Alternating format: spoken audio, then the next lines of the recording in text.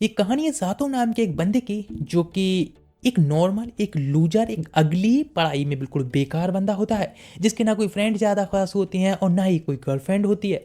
होती क्या है, कोई गर्ल से देखती भी नहीं है। लेकिन एक दिन अचानक से इसे दूसरे वर्ल्ड में जाने का मौका मिला होता है, जहाँ पर कि ये हीरो बनता है। इसकी रेस्पॉन्सिबिलिटी होती है कि उस वर्ल्ड को प्रोटेक्ट करना।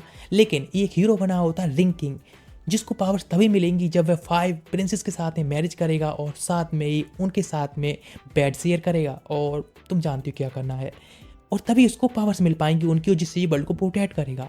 और वैसे एक बात बताओ, तुम्हें ये मौका मिले तो क्या करना चाहोगे? अपने वर्ल्ड में वापस आना चाहोगे, और या फिर मुझे कमेंट में इसका आंसर चाहिए अभी के अभी। तो आज हम इसी सीरीज को देखने वाले हैं, और देखने वाले हैं सातों वह क्या करने वाला है उस वर्ल्ड में जाकर, और वह अपनी क्या चॉइस लेता है। तो चलो हम इसी सीरीज को आज देखने वाले हैं। कहानी की स्टार्टिंग होती है और दिखाया जाता है सातों नाम का एक बच्चा, जो कि अपने जंगल में आया होता है, थोड़े पास के ही, जहाँ पर कि वो एक बग को पकड़ रहा होता है, जो कि यहाँ जापान में लोग करते ही रहते हैं। लेकिन उसे अचानक से एक गोल्डन कलर की रोशनी चमकती दिखती है, जिसके बाद वह देखकर शॉक्ड जाता है आखिर वहाँ क्या है, और जिस वजह से वह नीचे तरफ गिर जाता है। लेकिन जब वह नीचे देखता है तो पास में एक बहुत ज़्यादा टेलीपोर्टल टाइप एक गोल्डन कलर की रोशनी चमक रही होती है, जिससे कि एक ओल्ड मैन एक गर्ल के साथ में आए होते हैं, जिसे देखकर शॉक्ड जाता है, सोचता क्या वह कोई एलियन है। लेकिन वह उनसे पूछता आखिर वह, तो वह कहती है हे डरो मत, इसके बारे में जो तुमने देखा है किसी को मत बताना। वह पूछता आखिर वह कौन है। अपने बारे में बताने की बात तो बताते उसका नाम हेमे है, और उसकी सारी यादों को मिटा दिया जाता है, और एज ए फ्रेंड उसको ऑफर करती है। और वह समझ जाता है कि हाँ बिल्कुल, यादें मिटने के बाद उसको एक रेस्पॉन्सिबिलिटी लगती है कि उस गर्ल को हमेशा उसको प्रोटेक्ट करके रखना है। नेक्स्ट इस तरह से 10 सालें बीत चुकी होती हैं, और वह गर्ल अभी उसके साथ में रह रही होती है, और हाँ एक ब्यूटीफुल, एक परफेक्ट वाइफ की तरह उसका पूरा ख्याल रख रही होती है, पूरी कमी पूरी कर रही होती है, उसके लिए खाना बनाती है। वह जब जागता है तो शॉक्ड जाता है और कहता है आखिर हे मैं आज तुम इतने जल्दी कैसे ब्रेकफास्ट बना लिया। वह कहती हाँ आज से हॉलीडे स्टार्ट होने वाले हैं, तो इसीलिए मैं आज बहुत ज़्यादा एक्साइटेड हूँ। वह भी उसकी तरफ देखता है। अब तक 10 साल बीत चुकी होती है, लेकिन वो उसे एक फ्रेंड की तरह ही मान रहा होता है। लेकिन आज उसे कुछ अलग फीलिंग आ रही होती है, उसके बिग प्लॉट को देखने के बाद उसे कुछ अलग महसूस हो रहा होता है। वह कहता है वैसे तुम जब से हाई स्कूल में गई हो तुम काफ़ी ज़्यादा बदल चुकी हो। वह कहती है अगर उसका मतलब क्या है, तो वह कहता है तुम हाई स्कूल में जाने के बाद अब तुम्हारी जो बॉडी है वह काफ़ी ज़्यादा ग्रो हो चुकी है, और वह बहुत ज़्यादा ब्लश भी करता जा रहा होता है। लेकिन तब हिमे होती है वो उसकी तरफ अपना हाथ बढ़ाती है, और उसके ओंठों पर जो चावल लगे होते हैं उसको हाथ से साफ करती है, और वह खुद खा जाती है। इस वजह से उसके अंदर का जो ब्लड होता है इतना ज़्यादा खोल जाता है कि कुछ नहीं कह सकते। नेक्स्ट वे दोनों लोग ही साथ में स्कूल के निकल जाते हैं, लेकिन आज हिमा के ऊपर से उसकी नज़र हटी नहीं रही होती है। उसके गले में जो दो रिंग्स होती हैं उनको देख रहा होता है, और सोचता पास्ट के बारे में। उसने बताया था बहुत पहले कि उसके पास जो दो रिंग्स हैं उनमें से आगे चल के फ्यूचर में जब वह किसी साथ में मैरिज करेगी तो एक रिंग उसको दे देगी। क्या वह उसके साथ में आगे फ्यूचर में मैरिज करना चाहेगा? लेकिन नेक्स्ट प्रेजेंट में जब होता है तो पूछती है क्या तुम रिंग्स की तरफ देख रहे हो, लेकिन उसके लिए तुम काफ़ी अगली और लूजर हो, तुम काफ़ी वीक हो, तो मेरे हस्बैंड बनने के लायक नहीं हो। नेक्स्ट वैल्यू स्कूल में होते हैं हिमे, वह काफ़ी अच्छी होती है स्टडी में, इसीलिए उसकी काफ़ी तारीफ हो रही होती है। तो वह कहती सबकी तारीफ सुनने के बाद ऑफकोर्स मैं एक प्रिंसेस हूँ। ये बात किसी को नहीं पता होता है कि आखिर वह कहाँ की प्रिंसेस और खुद को प्रिंसेस क्यों बुला रही होती है। लेकिन इधर सातो जो भी अपने फ्रेंड के साथ में होता है और उसके साथ में बात कर रहा होता है, उसके फ्रेंड उससे कह रहा होता है कि वह सच में काफ़ी ज़्यादा ही बुरा फील कर रहा है जो भी अभी कल से हॉलीडे स्टार्ट होने वाले हैं उनके लिए। बिकॉज भी एक सिंगल होता है, उसके पास कोई नहीं होता है, इसीलिए उसके जो हॉलीडेज हैं काफ़ी बोरिंग जाने वाले हैं। लेकिन मैं सातो उसे काफ़ी जेलस होता है कि उसके पास में हिमी तो है ना, जिसके साथ भी स्कूल आता है और साथ में ही जाता है। तो वह कहता है हाँ वह उसकी बस एक नेबर है, वह घर के पास में रहती है, इसीलिए हम लोग साथ में आते हैं। वह कहता है कुछ भी हो लेकिन फिर भी तुम्हारे अंदर तो तुम दोनों के बीच में कोई तो केमिस्ट्री पकड़ी है ना।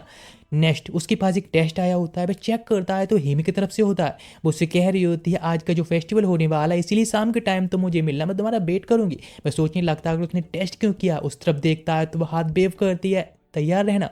नेक्स्ट वह कहता हाँ ठीक है, क्या वह सच में मुझे पसंद करती है, लेकिन मुझे इस बात पर ज़्यादा उम्मीद नहीं रखनी चाहिए बिकॉज अपने लुक्स पर और अपने आप पर बिल्कुल ही विश्वास नहीं करता है कि वह उसे पसंद भी करेगी। नेक्स्ट शाम का टाइम हो चुका होता है फेस्टिवल में जाने का, लेकिन वह स्कूल ड्रेस में वहाँ पर आया होता है शाम के टाइम भी। लेकिन जब वह उसको देखता है हेमे को एक कमांडो में, वह सच में काफ़ी ब्यूटीफुल लग रही होती है और उसकी तारीफ करता है।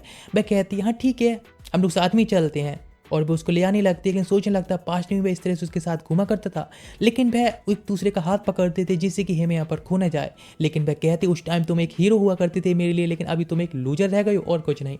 नेक्स्ट वे एक शॉप पर आते हैं जहाँ पर कि वह एक इनाम जीतना चाहती है, ट्राई करते हैं, जहाँ पर कि एक इनाम जीतने के लिए वह भी एक शॉट खेलता है। जिसके बाद वे लोग जंगल में आ चुकी होती हैं अकेली एक जगह पर, जहाँ की वह फायरवर्क्स को एंजॉय कर सकें। लेकिन वह सोचता भी यही लास्ट टाइम है, उसके पास में अच्छा मौका है, उसे कन्फेस कर देना चाहिए। उसके कहने से पहले अचानक से फायरवर्क्स स्टार्ट हो चुके होते हैं, जिस वजह से वह इंटरप्ट हो जाता है। फिर वह उससे थोड़ा रुकता है और कहता है मैं तुमसे कुछ कहना चाहता हूँ। वह भी कहती है ओह अच्छा, मैं भी तुमसे कुछ कहना चाहती हूँ। नेक्स्ट वह उससे कहती है मैं घर वापस जा रही हूँ कल। ये बात सुनकर तो वह शॉक्ड जाता है कि आखिर उसका मतलब क्या है। उसकी जो फीलिंग्स थी वह कन्फेस भी नहीं कर पाया होता है। नेक्स्ट घर आने के बाद बताती कल वह अपने ग्रैंडपा के साथ में अपने वर्ल्ड में वापस लौट रही है। वैसे काफ़ी अच्छा टाइम हमने साथ में स्पेंड किया, उसके लिए थैंक यू सो मच। वह अपने रूम के अंदर होता है, इसी बारे में सोच रहा होता है कि आखिर क्या करना चाहिए उसे। अपनी फीलिंग्स के बारे में कन्फर्म नहीं होता है अभी उसके लिए। नेक्स्ट अचानक से गोल्डन कलर की लाइट उसे चमकती दिखती है। बाहर आकर देखता है तो ये सेम लाइट उसी दिन की तरह होती जबकि हेमे आई थी। वह देखता है नहीं ऐसा ही नहीं हो सकता है, बात जा रही है। नेक्स्ट दिखाया था जंगल के अंदर आया होता है, जहाँ पर हेमे खड़ी होती है उस पोर्टल के सामने ही, जहाँ पर वो उससे कहती है मैं घर वापस जा रही हूँ। वह कहता है नहीं रुको, तुम नहीं जा सकती मुझे इस तरह छोड़कर। वह कहती मैं यहाँ से बस अपने घर वापस जा रही हूँ, ज़्यादा कहीं कुछ नहीं, और वैसे ही मैं वहाँ पर मैरिज करने वाली हूँ। ये बात सुनकर तो वह शॉक्ड जाता है कि सच में मैरिज करने वाली है। वो उससे कहती है थैंक यू सो मच इतने टाइम के लिए, अब मैं चलती हूँ। टेलीपोर्टर के अंदर चली जाती है, लेकिन अब सातो इस लास्ट टाइम पर हार नहीं मानना चाहता है। ये उसका लास्ट मौका होता है कि वह उसके साथ होता है, इसलिए भागने स्टार्ट कर देता है उसे रोकने के लिए। लेकिन जब लाइट खत्म होती है तो उसे पता चलता है कि वे एक ओल्ड पैलेस के अंदर है, जो कि एकदम रॉयल फीलिंग दे रहा होता है। सामने दो लोग खड़े होते हैं, जहाँ पर कि हेमे किसी से मैरिज करने जा रही होती है। वह तुरंत ही उसको आवाज़ देता है, लेकिन वह पीछे देखती है ये कि यहाँ पर क्या कर रहा है, शॉक्ड रह जाती है। अचानक से वहाँ पर एक बहुत बड़ा मॉन्स्टर अंदर आ चुका होता है पैलेस को तोड़ते हुए, जिसे देखकर एल्वास्टा जो कि हेमे के ग्रैंडफादर होते हैं वह तुरंत सामने तरफ आते हैं और उस अदर वर्ल्ड बंदे यानी कि सातों को प्रोटेक्ट करने के लिए आते हैं। अटैक करने से पहले वह मॉन्स्टर उस पर अटैक करता है, वह दूर जाकर गिरे होते हैं। वह कहते हैं अभी के अभी रिंग ऑफ लाइट को अभी के अभी वह दे दे प्रिंसेस के लिए, जिसे यानी मैरिज के लिए कहते हैं। लेकिन उससे पहले वह सीधे देखती है सातों को और स्पीड से जाकर जंप कर देती है और उसे किस करती है, जिसके बाद वह एक दे देती है उसके लिए। ये देखकर ओल्ड मैन काफ़ी शॉक्ड होते हैं, लेकिन मार्स से जो प्रिंस होता है वह कहता है इसमें कोई दिक्कत नहीं है, वह इससे खुश है। नेक्स्ट भी एक स्वार दे देता है तुरंत ही सातों के लिए, लेकिन सातों को नहीं पता होता आखिर ये असली स्वाड का मैं क्या करूं। वह एक डम्बैस है, एक लूजर है, एक वीक बंदा है, लेकिन में स्वाड होती है चमकने लगी होती है, जिस वजह से वह शॉक्ड जाता है, स्पीड से आकर अटैक कर देता है एक लूजर की तरह ही, और वह उस बस्क जो मॉन्स्टर होता है उसको खत्म कर देता है। वहीं पर सब लोग देखकर शॉक्ड चुके होते हैं, लेकिन वहीं पर कोलैप्स हो चुका होता है। नेक्स्ट जब उसकी आँख खुली होती है यानी होश आया होता है, तो उसके पास में ही हिमे होती है, पूछता आखिर वे लोग कहाँ पर हैं। तो वह कहती है हम लोग अपने बेडिंग चैम्बर में हैं। तुम लोग शायद इतना तो जानते ही होगे। वह शॉक्ड जाता है और वह कहती है मैं उस प्रिंस के साथ में मैरिज करने जा रही थी, लेकिन मैं उसको ज़्यादा टाइम से यहाँ कुछ भी नहीं जानती हूँ, इसीलिए मुझे तुम फेमिलियर लगे, मेरे करीबी लगे, इसीलिए मैंने तुम्हारे साथ ही मैरिज करने का फैसला लिया। वह सोचने लगता है कि अभी एक अल्टरनेटिव के तौर पर है, लेकिन वह कहती मैंने तुम्हें चूज किया एक मैरिज के तौर पर, एक रिंग किंग के तौर पर, तुम एक हीरो हो हमारे वर्ल्ड के। वह शॉक्ड जाता है, लेकिन वह भी कहता है सच में उसने हिमे के लिए पा ही लिया। नेक्स्ट उसको सभी जनता होती है किंगडम की, उसके सामने इंट्रोडक्शन बताया जाता है कि उसने बस्क जो मॉन्स्टर डीमन था उसको हराया है, और भाई ये जो हमारे किंगडम के अंदर लाइट को लेकर आया है वही है किंग ऑफ रिंग्स। सभी लोग काफ़ी खुश होते हैं, काफ़ी चेयर अप होते हैं, उसके लिए एक सपना लग रहा होता है, लेकिन वह इसको एक्सेप्ट करता है। नेक्स्ट वह बात ले रहा होता है एक पूल के अंदर बैठ कर, जहाँ पर वह सोच रहा होता है कि सच में एक ड्रीम है, आखिर क्या वह सपना देख रहा है अभी भी। अचानक से वहाँ पर एक गर्ल आती है यानी हिमे आती है एक बैलेंस के साथ में, और वह उसे देखकर शॉक्ड जाती है। वह उसे देखकर ज़्यादा शॉक्ड होता है, एम्बेरस होती है, उसके ऊपर कुछ फेंकती है और कहती है आखिर इस तरह से मत देखो मुझे। नेक्स्ट वह कहती है आखिर तुम यहाँ क्या कर रहे हो। तो वह कहता है ऑफ कोर्स हम न्यूली वेड्स हैं तो हम साथ में होंगे ना यहाँ पर। वह कहती ठीक है, लेकिन मुझे माफ़ करना, इस तरह से तुम यहाँ परेशानी फंस गए और तुम हीरो बन चुकी हो, मैं माफ़ करना। वह कहता है चिंता ना करने के लिए, वह हमेशा ही उसको प्रोटेक्ट करेगा, वह इसके वर्ल्ड में है तो उसके साथ में हमेशा रहेगा, इसलिए चिंता ना करे। वह सोचने लगती है पास्ट में जब भी कोई उसे बुली करने की ट्राई करता था तो वह हमेशा उसका सपोर्ट करता था, प्रोटेक्ट करता था, लेकिन वह उसकी बैलेंस की तरफ कुछ ज़्यादा ही देख रहा होता है, इसीलिए वह कहती है छुपाती हुई है, इस तरह से तुम इस मैरिज को ज़्यादा सीरियस मत लो और ये एक बस एक मैरिज है, समझ रहे तुम हीरो हो। वह कहता हाँ ठीक। अचानक से एक अलार्म बजता है, एक रिंग बजती है। ये देखकर शॉक्ड ज़्यादातर खड़ा हो जाता है, जिस वजह से अपनी बिग एक्सकेलिबर को उसके सामने रिवील करता है। वह एम्बेरस होकर चिल्लाने लगती है। नेक्स्ट में दिखाया था इधर पैलेस के ऊपर, जहाँ पर कि एक बंदा जो कि शैडो अपने आप को बुला रहा होता है और वह कहता है मैं एक रिंग किंग हूँ, मुझे रिंग किंग बुलाया जाता है।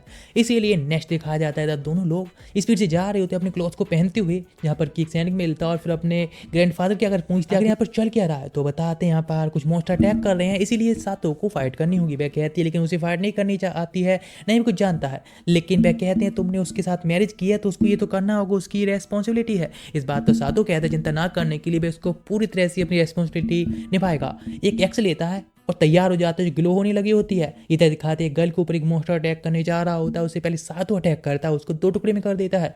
वह गर्ल काफ़ी खुश होती है अपने न्यू हीरो को देखकर। लेकिन यहाँ ओल्ड मैन आकर बताते हैं ओह तो आखिर तुम इस बार अनकॉन्शियस नहीं हुए 3 को कट करने के बाद भी, पहले तो तुम 1 को कट करने के बाद भी अनकॉन्शियस हो चुके थे।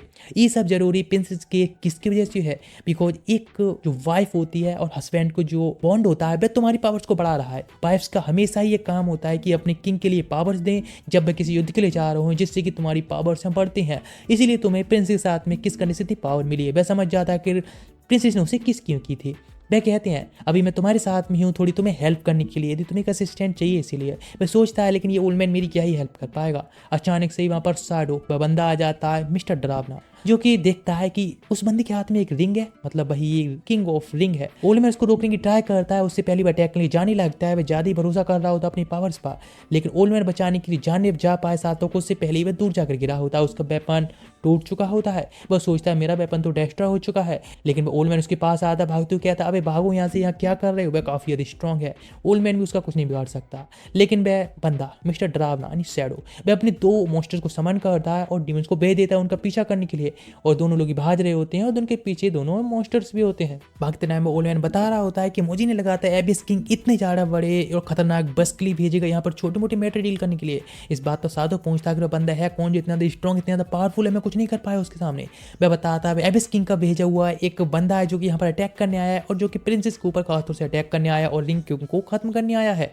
वह कहता क्या आखिर हमें अभी नेक्स्ट क्या करना चाहिए, मेरे पास कोई वेपन भी नहीं है। वह कहते हैं ना करने के लिए अभी यहाँ से एस्केप करना ही सबसे ज़्यादा जरूरी है। तो प्रिंसेस की पावर के साथ में और किसके साथ में शायद तुम उसका सामना कर सकते हो, लेकिन अभी तुम काफ़ी अलग हो। लेकिन वे एक स्टोन की बॉल बनाता है और कहता अभी का टाइम बदल चुका है, इसीलिए अभी यही लास्ट शॉट बची है, अभी तुम यहाँ से भागकर निकल जाना चाहिए, मैं तुम्हारे लिए बस इतना ही कर सकता हूँ। जिनका साथ वो शॉक्ड होता है कि वह अपने आप को सेक्रीफाइस करने जा रहा है। लेकिन वे बेवकूफ़ इतनी ज़्यादा खतरनाक वाली बेवकूफ़ होती हैं कि उन दोनों ने अपने आप को दोनों के बीच में फंसा लिया होता है। बिकॉज पीछे के साइड में भाई शैडो मिस्टर डरावना खड़ा होता है। अचानक से वह सोच खुद आखिर अब हमें क्या करना चाहिए, लेकिन तो ऊपर से मार्च से वह प्रिंस जंप कर देता है और उस क्लॉक के साथ में शैडो में आग लगा देता है। जिसके बाद अब दोनों से कहता है बाहर के साथ एक कैरेज इंतजार कर रही है, तुम लोग यहाँ से अभी कभी स्केप करो। वह कहता है लेकिन ही में वह कहाँ पर है। वह कहने लगता है चिंता ना करने के लिए, वह बिल्कुल सेफ है, अभी तुम यहाँ से निकलो। नेक्स्ट वे लोग भाग जाते हैं इस किंगडम को, अपने किंगडम को छोड़कर। वे काफ़ी शॉक्ड होता है इस तरह से हमें अपने एम्पायर को छोड़कर भागना पड़ रहा है। और वह किंग से थैंक्स कहता है कि उसकी हेल्प करने के लिए। किंग मार्च से अपने बारे में इंट्रोडक्शन देता है और कहता है कि वह सेकंड प्रिंस है हेजरस एम्पायर का, जो कि लाइट एम्पायर का नेवर यानी पड़ोसी है। साथों पूछते इस तरह से हम एम्पायर को छोड़कर जा रहे हैं तो क्या एम्पायर इस तरह से सेफ रहेगा। इस बात पर ओल्ड मैन बताने स्टार्ट करता है हाँ चिंता मत करो, जो शैडो है यानी एबिस किंग के जो लोग हैं वह केवल रिंग किंग और रिंग के पीछे हैं। वे इस तरह से किंगडम में तुमको ना पाएंगे तो यहाँ से तुम्हारा पीछा करना स्टार्ट कर देंगे, तुम वो सब जगह ढूंढेंगे, इसलिए किंगडम पर कोई चिंता की बात नहीं है। वह शौक होता है, सोचता है शायद उसको कुछ ना कुछ तो करना होगा। वह कहते हैं ये सब पावर ऑफ लाइट को ही देखकर सॉल्व किया जा सकता है। वह कहते हैं ये सब वैसे तुम्हारी गलती तुम्हारी वजह से हो रहा है, बिकॉज तुम एक वीक लिंग हो और कुछ नहीं। वह कहता है कि मैं वीक हूँ कैसे, तो वह कहते हैं ऑफकोर्स तुम्हारे पास में जो पावर्स हैं रिंग की वह काफ़ी यदि कम मात्रा में है, इसीलिए तुम काफ़ी वीक हो। उसके लिए कहता है कि मुझे क्या करना होगा, तो बताते हैं इसके लिए तुम्हें 5 रिंग को इकट्ठा करना होगा। वह कहता क्या, तो कहते हैं हाँ बिल्कुल, तुम्हें 4 और प्रिंसेस के साथ मैरिज करनी होगी, जिसके बाद में उनकी रिंग्स को लेना होगा, उनके साथ लॉ डेवलप करना होगा, जिसके बाद ही तुम आगे पावरफुल हो पाओगे, पूरी रिंग किंग की पावर को अवॉकन कर पाओगे और तुम एक हर यंग मैन के सपने के तौर पर अपनी लाइफ को जी पाओगे। ये बात सुनकर हेमे थोड़ी शॉक्ड होती है कि साथ तो किसी और के साथ उसे शेयर करना होगा। नेक्स्ट सोने जाने से पहले ओल्ड मैन सभी को बैठाता है और उल्टी स्टोरी बताना स्टार्ट करता है। बहुत टाइम पहले की बात है एबिस किंग के बारे में, जो कि एक डार्क मैजिक को यूज करता था और जो कि खतरा ला रहा था इस वर्ल्ड के ऊपर। इसीलिए उसको खत्म करने के लिए, यानी शैडो और एबिस को खत्म करने के लिए जो रिंग किंग था उसने 5 रिंग को डेवलप किया, जिसके अंदर 5 तरह की जो एलिमेंट्स होती हैं उनकी पावर्स होती हैं, जो कि सब पावर को यूज करके उसने उस एबिस किंग को खत्म किया। लेकिन उन रिंग को अलग अलग किंगडम में भेज दिया गया, अलग अलग जगह पर, जहाँ पर कि वह 5 प्रिंसेस के साथ में थी। अभी दोबारा से एबिस किंग है वह जागने लगा है, लेकिन उसकी जो पावर्स अभी काफ़ी वीक हैं और वो अपनी पावर्स को दोबारा से पाता जा रहा है। लेकिन उसके लिए तुम्हें सभी प्रिंसेस के साथ मैरिज करना होगा और सभी प्रिंसेस के रिंग को हासिल करने के बाद ही तुम उस एविस किंग को दोबारा से हरा सकते हो या फिर कैद कर सकते हो। यह एक रास्ता है। हेमी काफ़ी शॉक्ड होती है और सैड होती है। नेक्स्ट वे लोग साथ में होते हैं और न्यूली वेड्स होती हैं, तो वह किसी प्लेट को डेवलप करने के लिए काफ़ी एम्बेरिश्ड होती हैं। उनकी फीलिंग इतनी ज़्यादा आगे नहीं बढ़ रही होती इस चीज़ के लिए, लेकिन उसे पेन महसूस हो रहा होता है अपने पीछे की साइड में। तो वह चेक करती है तो उसकी पूरी बैक पर काफ़ी सारी जख्म होते हैं। वही रोने लगी होती है और माफ़ी मांगती कि इस तरह से उसने हीरो के तौर पर उसे चूज किया और इतनी मुसीबत में डाल दिया, मुझे माफ़ करना, और रोती भाग जाती है। नेक्स्ट पे जब बाहर तरफ आया होता है तो वहाँ पर मार्सिया होता है।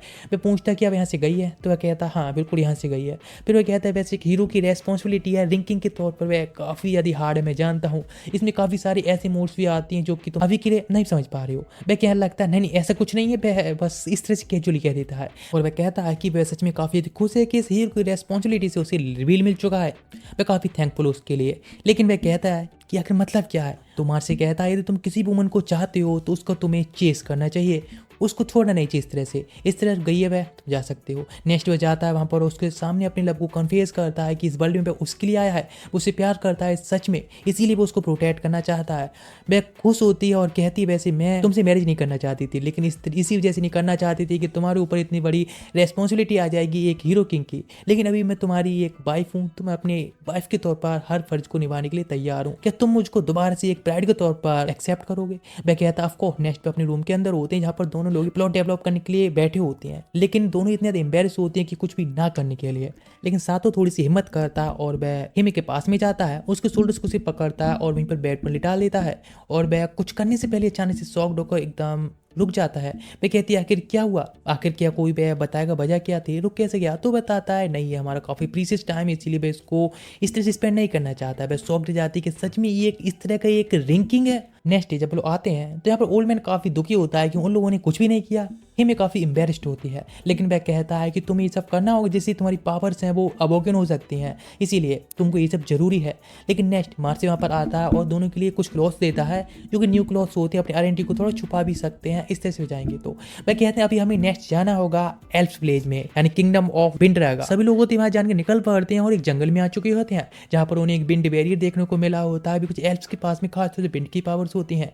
वह कहीं पर जाएं उससे पहले उनके पास में एक बहुत खतरनाक बियर आ जाता है, जिसके बाद ओल्ड मैन कहते हैं उसे ना डरने के लिए, थोड़ा शांत रहे, एक नॉर्मल बियर ही तो है। वह भी कहता है ऑफ कोर्स, और वो उसके पास में जाने लगता है हे क्यूटी बॉय। लेकिन उससे पहले वो उसके ऊपर तुरंत अटैक के लिए भागने लगता है, तो सब लोगों को भागना पड़ता है। सामने वह विंड बैरियर के सामने होते हैं, पीछे एक बड़ा सा बियर, सामने एक विंड बैरियर। उनके पास में एक ही चॉइस है, वे सामने जाएं या फिर उससे फाइट करें। नेक्स्ट उस बैरियर के अंदर से कुछ एल्फ्स आता है एक, और उनको लेकर अंदर चला जाता है और पूछता है कि वे लोग कौन है, यहाँ पर क्या कर रहे हैं। जिसके बाद सातों अपने बारे में इंट्रोडक्शन देता है कि वह किंग ऑफ रिंग है, इसीलिए उनको प्रिंसेस से मिलना है। वह कहते हैं ठीक है हम तुम्हें ले चलते हैं, लेकिन इस बात पर ज़्यादा अपनी होप ना रखे, बिकॉज जैसा तुम चाहते वैसा ना भी हो सकता है।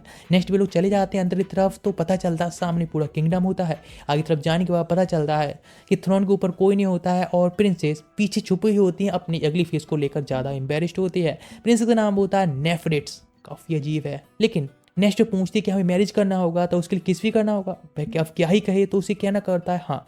लेकिन इस बात पर एम्बेरस होकर भागती चली जाती है और तभी पीछे से एक आवाज़ आती है, हे तुम लोग कौन हो। नेक्स्ट सामने अंधेरे में से एक बंदा निकल के आता है, इसे देखकर शॉक्ड होते हैं और पूछते हैं कि वह कौन है। इस बात पर अंधा अपना इंट्रोडक्शन देता है, बताता मेरा नाम जेड है, इस किंगडम के किंग का एल्डर सन, और वैसे भी जो गर्ल भागती गई है उसका वह एल्डर ब्रदर है। इस बात को सुनने के बाद वह शॉक्ड होता है, लेकिन जब उसे पता चलता है सामने वाला बंदा रिंग किंग है, वह तुरंत ही सारे सोल्जर्स को बुलाकर यहीं पर उसे घेरने के लिए कहता, उसे प्रिजन में डालने के लिए कहता। सब शॉक्ड हो जाते हैं। वह कहता है कि उसका मतलब क्या है, वह एक रिंग किंग है। वह कहता है सभी लोगों को गेस्ट की तरह ट्रीट किया जाएगा, लेकिन उसके लिए अभी इन्वेस्टिगेशन करनी होगी। इस जेल के अंदर डाल दिया जाता है। वह कहता है आखिर भाई यहाँ पर कर क्या रहा है, भाई यहाँ पर एक रिंग किंग है उसको रिंग चाहिए। इस बात पर भड़कने लगता है और कहता है उसकी सिस्टर है, वह काफ़ी ज़्यादा छोटी है और वह मैरिज करने के लिए अभी ठीक नहीं है। इस बात पर कहता है कि आखिर उसका मतलब क्या है, वैसे लगता है और कहता है वह अपना उसका एक एल्डर ब्रदर है, इसीलिए वह उससे बहुत प्यार करता है, इसीलिए इस किंगडम को छोड़कर वह किसी किंगडम में उसको नहीं जाने दे सकता, वह किसी भी खतरे में उसे नहीं डालने दे सकता है, वो उसको यहीं पर रखेगा और वो उसको सेफ रहेगा। लेकिन वह कहता है वह रिंग किंग है, इसीलिए उसको मैरिज करनी होगी और उसे वह रिंग भी चाहिए होगी।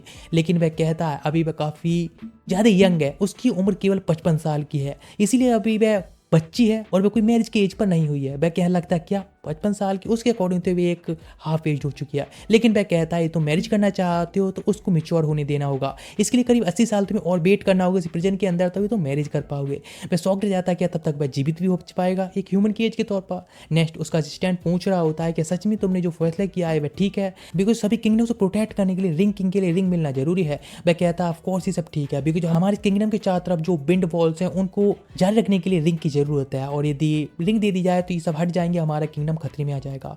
सभी लोग वेट कर रहे होते हैं क्या करना चाहिए, लेकिन 3 दिन बीत चुके होते हैं। इधर दिखाया था सातो सोच रहा होता है इस तरह से काम नहीं बनेगा। उसके पास में एक लेडी पहुंची होती है, अचानक से उस केज के अंदर वह शॉक रह जाता है, वो उसको बेड पर पकड़ के लिटा लेती है और चुप रहने के लिए कहती है और कहती है आखिर तुम बताओ रिंग किंग हो ना, तो क्या तुम सच में मैरिज करना चाहती हो प्रिंसेस के साथ में और उस रिंग को इकट्ठा करना चाहती हो। वह कहता है ऑफकोर्स वह हेमा के साथ में अपनी एक मैरिज लाइफ को जीना चाहता है और कुछ नहीं। वह कहती है सच में तुम काफी सिली हो। नेक्स्ट वे एक डोर को ओपन करती हो कि काफी सीक्रेट होता है। वह कहता है आखिर वो उसकी मदद क्यों कर रही है, तो बताती है वह रंग का किंगडम की सिक्योरिटी को देखने के लिए सब कर रही है, उसका काम है इस किंगडम की सिक्योरिटी को देखना। तुम एक रिंग किंग हो, तुम्हें रिंग्स की जरूरत है, इसीलिए तो मेरे साथ आओ। नेक्स्ट वह भी उनका पीछा कर रहा होता है, पीछा करते पहुंच जाता है एक सीक्रेट टेंपल के अंदर जो कि विंड टेंपल होता है, जहाँ पर 2 स्टैचू होते हैं, दोनों के हाथों में एक एक रिंग होती है, जहाँ पर बताती हैं ये जो तुम सामने रिंग्स देख रहे हो वह नेफरेटिस यानी कहीं जो प्रिंसेस है उसकी एक रिंग है और एक तुम्हें मिलनी चाहिए। वह कहता है ऑफकोर्स मैं इसके लिए एक्सेप्ट करने के लिए तैयार हूँ।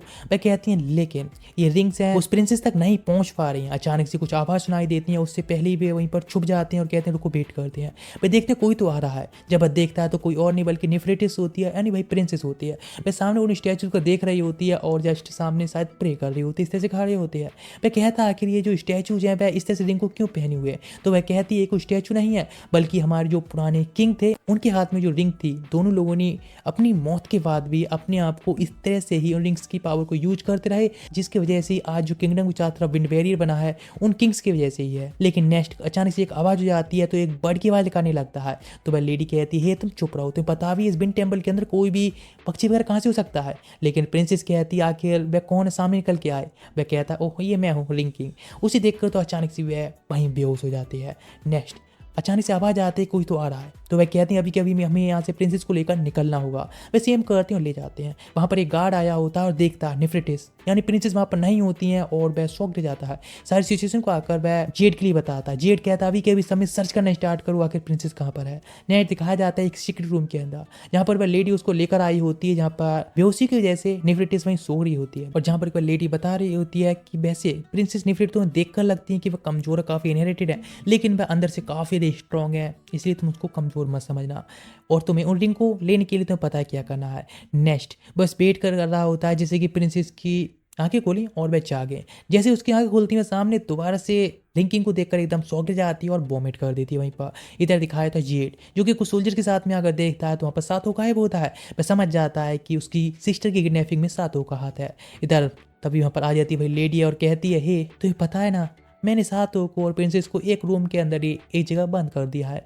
अपने टाइम को अच्छे से स्पेंड कर रहे हैं। वह कहता है लेकिन मेरी जो सिस्टर है उसको ये सब करने की कोई ज़रूरत नहीं, मेरे फादर और मदर है उनके पास में पहले से रिंग है और मैं उनको यूज कर लिया। वह कहने लगते हाँ बिल्कुल, लेकिन वह उस रिंग की हकदार है इसीलिए उसको उसको यूज करना होगा, लेकिन वह इस बात के लिए एक्सेप्ट करने के लिए तैयार नहीं होता है और वह अपनी सिस्टर को ढूंढने के लिए कहता है। न्याय दिखाया देता है सातो दोनों अपने क्लॉथ्स को सूखने के डाल दिया गया होता है, उसके वॉमिटिंग करने की वजह से वो उसे बात करना स्टार्ट करता है कि वह आखिर कहाँ से आया है। तो पूछती है आखिर तुम अपने वर्ल्ड के बारे में बताओगी, अगर किस तरह का वर्ल्ड है, तो बताता है मेरा वर्ल्ड वह काफ़ी ज़्यादा पीसफुल, वहाँ पर शांति, ना कोई मैजिक ना कुछ है, ना ही वहाँ पर कोई वॉर होती, ना ही कोई अटैक वगैरह का ऐसा कुछ है। वह कहती सच में ये काफ़ी ज़्यादा पीसफुल है, लेकिन वहाँ पर के एल्प्स होती हैं। तो वह कहता है क्या सच में ये ज़रूरी है, और या फिर क्या जानना चाहती हूँ मेरे वर्ल्ड के बारे में और भी ज़्यादा? तो वो कहती है, ऑफ कोर्स मैं यहीं पर रहती हूँ। हाँ, मैं बाहर इस वर्ल्ड से जाना चाहती हूँ, इस किंगडम से बाहर देखना चाहती हूँ बाहर के वर्ल्ड को, लेकिन मेरे ब्रदर ने कभी नहीं जाने दिया। मुझे बस बुक्स थी पढ़ने के लिए, और जो कि बस मैंने पढ़ी हैं और फील किया आखिर वर्ल्ड बाहर का कैसा हो सकता है। मैं कहता ठीक है, लेकिन इस वर्ल्ड में आने से पहले मैं भी यही सोचता था कि मैजिक वगैरह आखिर कैसा होगा। यहाँ पर वर्ल्ड में आने के बाद ही मैं ये सब देख पाया हूँ, जो कि अपने जिस गर्ल से मैं प्यार करता था उसको बचाने के लिए यहाँ पर आया था, और जिस वजह से मैं यहाँ पर आ चुका हूँ। और सोचता शादी सिचुएशन काफ़ी ऑकवर्ड हो सकती है, लेकिन वह तो काफ़ी ज़्यादा इंप्रेस्ड होती है उसके वर्ल्ड के बारे में जानने के लिए, इसलिए उसके ऊपर जंप भी कर देती है। लेकिन वह शॉक्ड होता है उस तरफ देखकर, पर काफ़ी रिवील करने की वजह से। नेक्स्ट वह कहती है, सच में मैं काफ़ी इंटरेस्टेड हूँ बाहर के वर्ल्ड को जानने के लिए, वहाँ पर देखने के लिए भी। मैं कहते थी तुम इतने ज़्यादा इंटरेस्टेड हो बाहर के वर्ल्ड को देखने के लिए, तो आखिर तुम बाहर जाती क्यों नहीं हो, बाहर की दुनिया को देखो। लेकिन वह इस बात के लिए बिल्कुल चुप हो जाती है, कुछ नहीं कहती है। अचानक से बाहर से आवाज़ आती है, उसका ब्रदर काफ़ी सैनिकों के साथ आ चुका होता है और कहता है नेफिटस से बाहर आने के लिए, और साथों को भी बाहर बुला रहा होता है। वह अपने क्लॉथ्स को पहनता है जो कि अब सूख चुके होते हैं। बाहर आता है प्रिंसेस साथ में, और जेड उससे कहता है कि वह इस तरह से उसकी सिस्टर के लिए किडनैप कैसे कर सकता है। लेकिन इस बात पर डिफेंड करती कहती है, ब्रदर साथू इस तरह का बंदा नहीं है जिससे कि हम समझ रहे थे, वह काफ़ी अच्छा है, लेकिन वो उसकी कहीं भी बात सुनने वाला होता है। लेकिन वह तो बस उसको डिफेंड करने की ट्राई कर रही होती है, लेकिन वह कहता भी कहीं मेरे साथ में आओ, तो उस तरफ चली जाती है। लेकिन वहाँ पर तभी वही एल्डर आ जाती है लेडी, और कहती है इस सब में उसकी कोई दोस्त नहीं है, मैं थी जो कि उसको वहाँ से बचा कर ले गई थी और प्रिंसेस के पास में ले गई थी। वह कहती है कि तुम्हें पता भी है ना, आखिर इनहेरिटेंस है रिंग्स की, वह नेफिटस को मिलनी चाहिए, लेकिन तुम इस चीज़ के बिल्कुल नहीं मान रहे हो, ये सब मेरी ड्यूटी है अब। लेकिन वह कहता है ठीक है अब तुम दफ़ा हो जाओ, और ये कहकर वो सिस्टर को लेकर चला जाता है। न्याय दिखाया था हेमे और सातो दोनों लोग इस जगह खड़े होते हैं, जहाँ पर कि तभी एल्डर लेडी आती हैं और अपने इंट्रोडक्शन देती हैं। उसका नाम पैराडस है, और जो कि इस किंगडम की ओल्डेस्ट एल्फ है। हिमे भी अपने बारे में इंट्रोडक्शन देती है, लेकिन सातो इस बात में बिल्कुल इंटरेस्टेड नहीं होता, डायरेक्टली पूछता है आखिर निफ्टिस की जो फादर है पेरेंट्स उनके साथ में क्या हुआ, आखिर क्या तुम इसके बारे में ऐसी स्थिति है उसके बारे में कोई बता सकती हो। वे कहती ठीक है तुम्हें बताती हैं, आखिर इस किंगडम के आसपास में इतना बैरियर क्यों है, ये वॉल्स क्यों बिल्ड की। वे बताती है निफ्टिस की मदर थी, वह एल्डेस्ट डॉटर नहीं थी किंगडम के अंदर, उसकी एक बिग सिस्टर भी थी जो कि इस रिंग को इनहेरिट करती थी। इसीलिए ब्लेजर्स चाहती थी कि वह किसी भी बंदे को पसंद करे विलेज के अंदर ही, जिससे कि वहीं पर मैरिज करें और जो रिंग्स हैं विलेज के अंदर ही रहें। लेकिन ऐसा कुछ नहीं हुआ। निफ्टिस की जो मदर की बिग सिस्टर होती है उनको एक ट्रैवलर पसंद आ गया जो कि एक ह्यूमन था, उसे पसंद करती थी, लेकिन लोग उसके बारे में काफ़ी रूमर्स फैला रहे थे, ट्रैवलर गुआन के बारे में काफ़ी बुरी तरह की चीज़ें भी फैला रहे थे, लेकिन उसको बिल्कुल भरोसा नहीं था, वो उसके साथ में जाना पसंद करती थी। इसी तरह से वो उसके साथ में वहाँ से भाग गई। लेकिन जो लोग थे वह केवल एक ही बात चाहते थे कि रिंग है वह इस किंगडम के अंदर रहे, बिकॉज यदि बाहर शादी कर लेगी तो वह रिंग बाहर चली जाएंगी और वह बंदा पता नहीं कहाँ चले जाएगा प्रिंसेस के साथ में। इसीलिए उन्होंने उसको मार दिया उस मर्चेंट के लिए। लेकिन इस वजह से जो नेफ्टिस की मदर की सिस्टर थी उन्होंने एक शराब दे दिया पूरा विलेज के ऊपर कि तुम जिस डर के पीछे जी रहे हो ना, वह डर तुम्हारे ऊपर हावी हो जाएगा और वह डर तुम्हारे ऊपर एक दिन साबित भी होगा, सामने आएगा। ये बस उनका जो रिंग्स होती हैं वह निफ्टिस की मदर को मिली, उन्होंने मैरिज की, इसके बाद उन्होंने एक बिंड वेरी बना दिया इस पूरे किंगडम के चारों तरफ, जिससे कि वे इस विलेज को प्रोटेक्ट करके रख सकें। लेकिन इस वजह से उनकी लाइफ थी वह खत्म हो गई, वे स्टोन में बदल गई। इसीलिए निफ्टिस ने अपने ब्रदर से वादा किया कि कभी भी वह इस विलेज को छोड़कर नहीं जाएगी। इधर दिखाया था एल्बास्टर जो कि कहता था तो उसे चलो हमें यहाँ से अभी निकलना होगा, बिकॉज अभी ऐसी सिचुएशन, इसलिए हमें विंड रिंग पर गिव अप करना होगा। ये बस उनका साथ शॉक्ड होता है। वह कहता है कि ये कैसे कर सकते हैं हम। वह कहता है हाँ मैं जानता हूँ इस तरह से हम बिल्कुल गिव अप नहीं कर रहे हैं, हम बस जा रहे हैं। अभी तुम इतनी ज़्यादा बिल्कुल यूजलेस हो हमारे लिए और कुछ नहीं हो, इसलिए और बाकी रिंग्स को पहले इकट्ठे करते हैं, उसके बाद इसको देखेंगे जैसे तुम थोड़ी स्ट्रॉन्ग भी बन सको। लेकिन उसको प्रिंसेस के बारे में चिंता हो रही हो, जिससे कि उसकी अभी सिचुएशन थी उसका हो रही। वह कहते हैं अभी जो मॉन्स्टर्स अटैक करने वाले हैं इसलिए हमको यहाँ से निकलना ही सबसे अच्छा रहेगा, तुम्हें सेव करना जरूरी है, तो मैंने वीक होने इसीलिए। वह कहता है ठीक है, लेकिन उसे अभी प्रिंसेस की चिंता हो रही होती है, वहाँ से निकल जाता है। जेड काफ़ी खुश होता है। इस तरह से रिंग किंग की कहानी जस्ट एक कहानी है और कुछ नहीं, इसीलिए वे लोग चले गए। काफ़ी खुशी की बात। तुरंत एक बंदा आकर बताता है लॉर्ड ये खतरा आ चुका है, हमारे ऊपर बहुत सारे मॉन्स्टर्स हैं, डीमंस अटैक कर रहे हैं। वह आखिर ये कैसे हो सकता है, तो बताता है शैडो यानी बस मिस्टर ड्रावनी के बारे में, उस प्रिंटी बैरियर के अंदर होल कर देता है जहाँ से अपने मॉन्स्टर को अंदर भेज रहा होता है, जो कि बहुत ज़्यादा ही तादाद में होते हैं। इधर दिखाते हुए 4 लोग वहाँ से निकल चुके होते हैं और एंट्रेंस पे पहुँच गए होते हैं। देखते हुए काफ़ी सारे मॉन्स्टर अटैक करने आ रहे होते हैं जो कि बिन टेम्पल की तरफ जा रहे होते हैं, वहीं पर रिंग है इसके लिए। ये उनका साथों कहता है कि अब हमें क्या करना चाहिए। ओली मैन कहते हैं हमें बिन टेम्पल जाकर उन रिंग्स को प्रोटेक्ट करना होगा, इसलिए बैटल की तैयारी की जा रही होती है। हमें जो किस करती है अपने हस्बैंड को जिससे कि उसे पावर्स मिल सके। नेक्स्ट इधर दिखाया था परसेडा का जो कि आई होती है नेफ्टस के पास में और कहती है तुम्हें पता है किंगडम के ऊपर बहुत सारे डीमंस मॉन्स्टर्स अटैक करने लगे हैं। वह कहती आखिर मैं इसमें क्या कर सकती हूँ, मेरा इसमें कोई दोस्त नहीं ना मैं उसमें कुछ कर सकती हूँ, मैंने अपनी मदर से वादा किया था मैं इस किंगडम को छोड़कर नहीं जाऊंगी। वह कहती सच में तुम इस तरह से यूजलेस बन के रहना चाहती हो, यूजलेस बन के रहना चाहती हो, अपनी मदर की तरह तुम भी एक स्टोन भी ना बदल जाओ। इधर दिखाता है मिस्टर साडो यानी मिस्टर डरावना, जो कि पहुंच चुका होता है विंड टेम्पल के अंदर और रिंग को लेने जा रहा होता है। जेड देखता है, अटैक कर देता है उन रिंग्स को प्रोटेक्ट करने के लिए, लेकिन एक इशारे के साथ वह दूर जाकर गिरा होता है। उसे पता है वह यूजलेस है अपने सैनिकों के बिना। वह कहता है इस तरह से अपने पेरेंट्स की लेगेसी को उसको नहीं ले आने देगा, उसको प्रोटेक्ट करेगा अपनी लाइफ को भी दांव पर लगाकर। वह कहता है ठीक है तो फिर तुम्हें तुम्हारे पेरेंट्स के पास भी ना भेज देता हूँ। विंड से अटैक करता है लेकिन एल्वेस्टर आकर ब्लॉक कर लेता है। वह कहता है कि तुम लोग यहाँ पर वापस क्यों आए इस बार। तो इस साथों कहता है इस बार हम उस मॉन्स्टर को देखने आए हैं, जरा उसके साथ डील करने आए हैं। अभी तो हम काफ़ी लोग हैं, हम लोग स्ट्रॉन्ग पार्टी हैं, इसलिए हम ये डील कर सकते हैं। मार्से कहता है तुम थोड़ा ध्यान देना वरना पता चले कि रिंकिंग ही नहीं है यहाँ पर। मैं कहता चिंता ना करने के लिए मैं पूरा ध्यान रखूंगा। अपनी स्वाड होती है उसको चार्ज करने लगता है स्पिरिट पावर के साथ में, जिसके साथ एल्वेस्टर उसकी पावर्स को बूस्ट अप कर देता है, जिसके साथ वह अटैक करने जाता है लेकिन पीछे आकर गिरा होता है मार्से के साथ, यानी बहुत ज़्यादा वीक होते हैं। जेड कहता है तुम लोग बहुत वीक हो उसके सामने, वो बहुत ज़्यादा पावरफुल, आखिर तुम लोगों को ऐसे अभी कभी भाग जाना चाहिए। लेकिन उसके पास हिमा आकर बताती है हाँ वह जानता है कि बहुत वीक है, लेकिन फिर भी मुझको प्रोटेक्ट करना चाहता है, हम लोग प्रोटेक्ट करना चाहता है। वह कहता है ऑफकोर्स मैं भी तो अपनी सिस्टर को प्रोटेक्ट करना चाहता हूँ अपनी लाइफ को लाइन पर लेकर। लेकिन नेक्स्ट शैडो ये एक और अटैक करता है, जिसके साथ में ही साथों को दूर जाकर गिरा होता है। वह काफ़ी इंजर्ड हो चुका होता है लेकिन उसकी पावर्स होती हैं अभी कम पड़ रही होती हैं, उसके पास खुद की स्किल्स कोई नहीं होती, मैं केवल स्पिरिट पावर को यूज कर रहा होता है। इसीलिए हेमे समझ जाती है उसकी जो किसकी पावर्स हैं वो इतनी ज़्यादा काफ़ी नहीं है, इसीलिए हेमे होती है कि वहाँ से भागती हुई चली जाती है निफ्रिटिस के पास, जहाँ पर जाकर नॉक करती है। ओल्ड मैन कहता है अभी हमें यहाँ से जाने का टाइम आ गया, रिट्रीट करने का ये ठीक मौका है, हम उसके साथ फाइट नहीं कर सकते। लेकिन साथो कहता है नहीं मैं सबको प्रोटेक्ट करूंगा, इस तरह से मैं नहीं जा सकता, विंड टेम्पल को तो प्रोटेक्ट करना होगा। वहाँ पर पैराडा आती है और बताती है ये में है जो कि नेफ्रिटिस के पास गई जिससे कि वह उसको मना सके और तुम्हारी हेल्प करने के लिए। वो शॉक्ड होता है। नेक्स्ट वही फाइट के लिए तैयार होती है। बेस्ट शैडो नाइट जो होता है मिस्टर ड्रावना बस देख कर रहा होता है उन लोगों को बात करते हुए, अब फाइट के लिए तैयार होता है। इधर नेफ्रिटिस के पास ही मैं कहती है क्या तुम मेरी हेल्प करोगी। बताती है कि उसके पेरेंट्स भी थे जो कि उसी की तरह ही उन रिंग्स को प्रोटेक्ट करते हुए अपने आप को सेक्रीफाइस कर दिया। हाँ मैं जानती हूँ सच में काफ़ी बड़ी रेस्पॉन्सिबिलिटी है, मैं भी इतनी ज़्यादा पावरफुल नहीं हूँ कि मेरी रेस्पॉन्सिबिलिटी को उठा सकूँ, लेकिन फिर भी मैं इसमें हेल्प करना चाहती हूँ, इसलिए मैं तुम्हारी हेल्प चाहती हूँ। मैं कहती भी अपने पेरेंट्स की तरह नहीं है, उन्होंने अपनी लाइफ को सेक्रीफाइस कर दिया और मैं ऐसा कुछ नहीं कर सकती और मैं इसमें कुछ भी नहीं कर सकती। मेरे पेरेंट्स ने जो किया मैं उसको खराब भी नहीं कर सकती। वह कहती है सातों वह बंदा कुछ गलत नहीं है, वह सच में काफ़ी अच्छा बंदा है, वह उसके जो करीबी होते हैं उनको प्रोटेक्ट करने के लिए कुछ भी कर सकता है, उनको प्रोटेक्ट करने के लिए अपनी लाइफ को भी सेक्रीफाइस कर सकता है। और इसीलिए मैं तुमसे चाहती हूँ कि प्लीज़ मेरी हेल्प करो, मेरे साथ चलो। लेकिन वह कहती नहीं बिल्कुल नहीं, बेसा लोग अपनी बस रेस्पॉन्सिबिलिटी को पूरा कर रहे हैं जो कि उनकी थिंकिंग के तौर पर रेस्पॉन्सिबिलिटी है। वह कहती है ऐसा कुछ नहीं है, वह बस अपने करीबियों को प्रोटेक्ट करना चाहता है, इसी वजह से अपने वर्ल्ड को छोड़कर इस वर्ल्ड में आया और इस वर्ल्ड को भी प्रोटेक्ट कर रहा है, बिकॉज अभी वह इसको अपना घर मानता है। इसीलिए प्लीज़ मेरी हेल्प करो और तुम मेरे साथ में उससे मैरिज कर लो। लेकिन वह तुरंत दरवाजा भी खोल देती है। नेक्स्ट 5 मिनट बाद देखा दोनों गर्ल्स होती हैं, एक बड़ा सा हैमर लेकर आई होती हैं, लोग देखकर शॉक रह जाते हैं। जेड भी शॉक्ड होता है कि वे क्या करने वाले हैं। स्पीड से ले आकर वह हैमर हिट करते हैं उस स्टैचू के ऊपर। जेड देखकर शॉक रह जाता है, उसके पेरेंट्स खत्म। नेक्स्ट शैडो भी ये सब देख रहा होता है बस खड़ा होगा। वह रिंग को उठाती है और सीधी स्पीड से जाकर किस कर देती है सातों को और एक रिंग उससे पहना देती है, एक पे खुद पहन लेती है, जिसके साथ में विंड बैरियर होता है वह कमजोर होने लगा होता है रिंग की पावर्स खत्म होने की वजह से। जेड कहता है कि अभी मेरी किंगडम है या फिर विलेज है, उसका क्या होने वाला है, उसको प्रोटेक्ट कौन करेगा। वह अपने हाथ को सातों के साथ मिलाती है और कई चिंता ना करने के लिए सब कुछ ठीक ही रहेगा।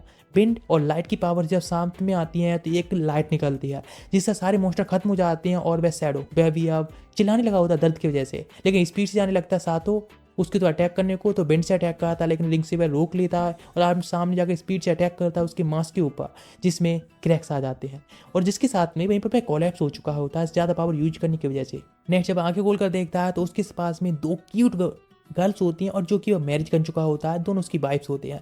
जहाँ पर एक अनजान व्यक्ति आता है, एक गर्ल, और वह कहते थैंक यू सो मच हमारे किंगडम को प्रोटेक्ट करने के लिए। वह कहता है कि वह कौन है, तो बताती है वह प्रिंसेस मेरेडी है, वह एल्डर सिस्टर है निफ्टिस की मदर की, जो कि पहले इस तरह से भाग चुकी थी। वह कहती है आखिर यहाँ पर तुम कैसे आए, तो बताती है वह उस मास्क के पीछे थी जिसको तुमने डिस्ट्रॉय कर दिया। वह कहता है आखिर ये कैसे हुआ, तो बताती है ये रिंग, ब्लैक रिंग, जो कि एबेस किंग ने मुझे मैनिपुलेट किया और ये रिंग देने के बाद मुझे कंट्रोल किया और ये सब मुझसे करवाया। तो सातों कहता है मतलब मैं एबेस किंग के बारे में कुछ भी नहीं जानता हूँ, है ना। नेक्स्ट पैराडा बताने स्टार्ट करती है हाँ बिल्कुल ये काफ़ी टाइम पहले की बात है, ये जो रिंग्स है वो एवेस किंग की है। बताते हैं जब फाइट हुई थी उस टाइम एवेस किंग ने अपनी बॉडी को अपने सोल को पूरी तरह से खत्म कर लिया या फिर खत्म हो चुकी थी, इसीलिए उसको कैद कर दिया गया। जिसकी बात से ओल्डमैन बताता है कि वहाँ पर अब तक कोई भी नहीं है जिसने कि एवेस किंग को असलियत में देखा हो। उसके मिनियंस हैं जो रिंग का यूज कर रहे हैं और जिस तरह से अटैक कर रहे हैं और इन रिंग से ही वह खुद को रीजनरेट कर रहा है और खुद को दोबारा वापस लेकर आ रहा है।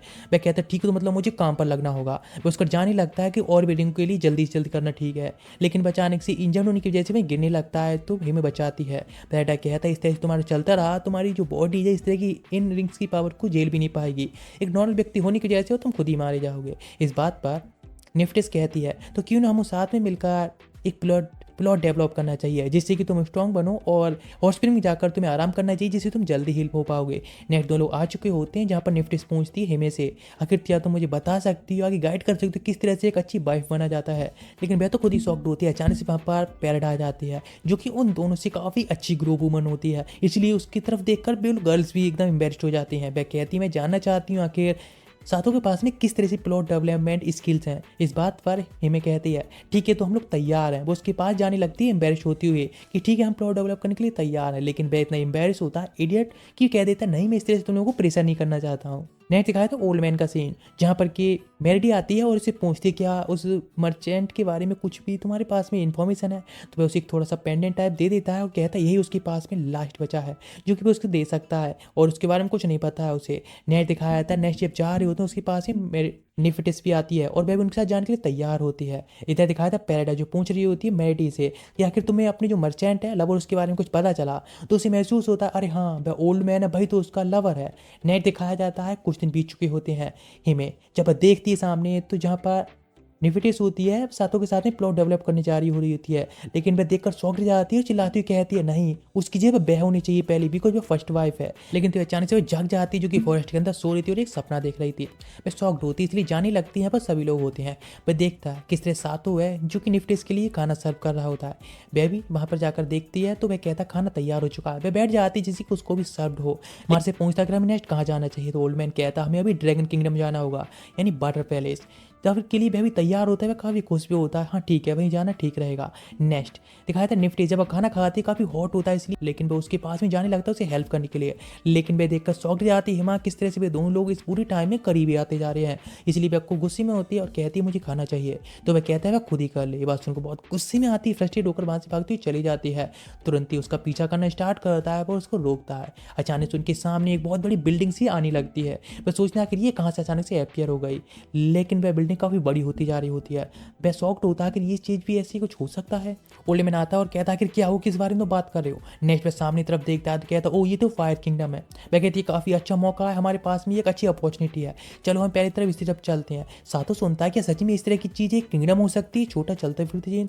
तो बताना स्टार्ट करते हैं ये बंडर ऑफ नाइट्स यानी कैट पीपल्स का किंगडम है, इसलिए हमें इस अपॉर्चुनिटी को सीज करनी चाहिए और हमें पहले फायर पैलेस से जाकर फायर रिंग को रिट्रीव करना चाहिए। वह जाने लगता है आगे की तरफ, लेकिन मार से वह तो वाटर पैलेस जाना ज़्यादा पसंद कर रहा होता है, इसलिए उसको देखकर शॉक्ड जाकर वह इतने ज़्यादा बैडली वाटर पैलेस क्यों जाना चाहता है। लेकिन वह शॉक्ड होता है कि हमें ऊपर किस तरह से चढ़ के जाएंगे। वह आवाज़ देता है ओल्ड मैन क्या हम ऊपर आ सकते हैं। ऊपर से एक सीढ़ियाँ आती हैं जो कि रस्सियों की बंधी होती हैं। ये देखकर तो वह शॉक्ड होता है, लेकिन सबसे ज़्यादा निफ्टिस की हालत ख़राब होती है कि सच में इतने ऊपर वह चढ़कर जाने वाली है, मुझे यहीं पर रहना चाहिए। लेकिन वह एक जेंटलमैन तरह कहता है चिंता मत करो मैं तुम्हारी हेल्प करूंगा। लेकिन हिमे कहती है हे तुम मत करो मैं उसको देख लूँगी, चिंता मत करो तुम। नेक्स्ट बिल ऊपर चढ़ना स्टार्ट करती हैं, लेकिन सातो जो कि सबसे नीचे होता है और वह इस मोमेंट को फुल्ली एंजॉय कर रहा होता है। काफ़ी अच्छा सीन।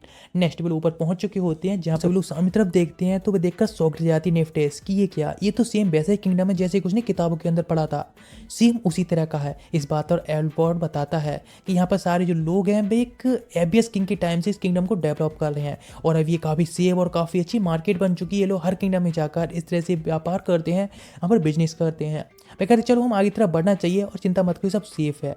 लेकिन उनके सामने दोनों जो गर्ल्स होती हैं उनके साथ में आई हुई वह ज़्यादा जल्दी में लग रही होती हैं और मिस्टेकली वे सामने तरफ चली जा चुकी होती हैं और इन्हें ये भी नहीं पता होता है कि बाकी सारे लोग पीछे छूट चुके हैं। लेकिन वे काफ़ी थक चुकी होती हैं इतना चलने की वजह से। तभी उन्हें अचानक से ध्यान आता है कि हमारे पीछे सभी लोग हमारा पीछा कर रहे हैं।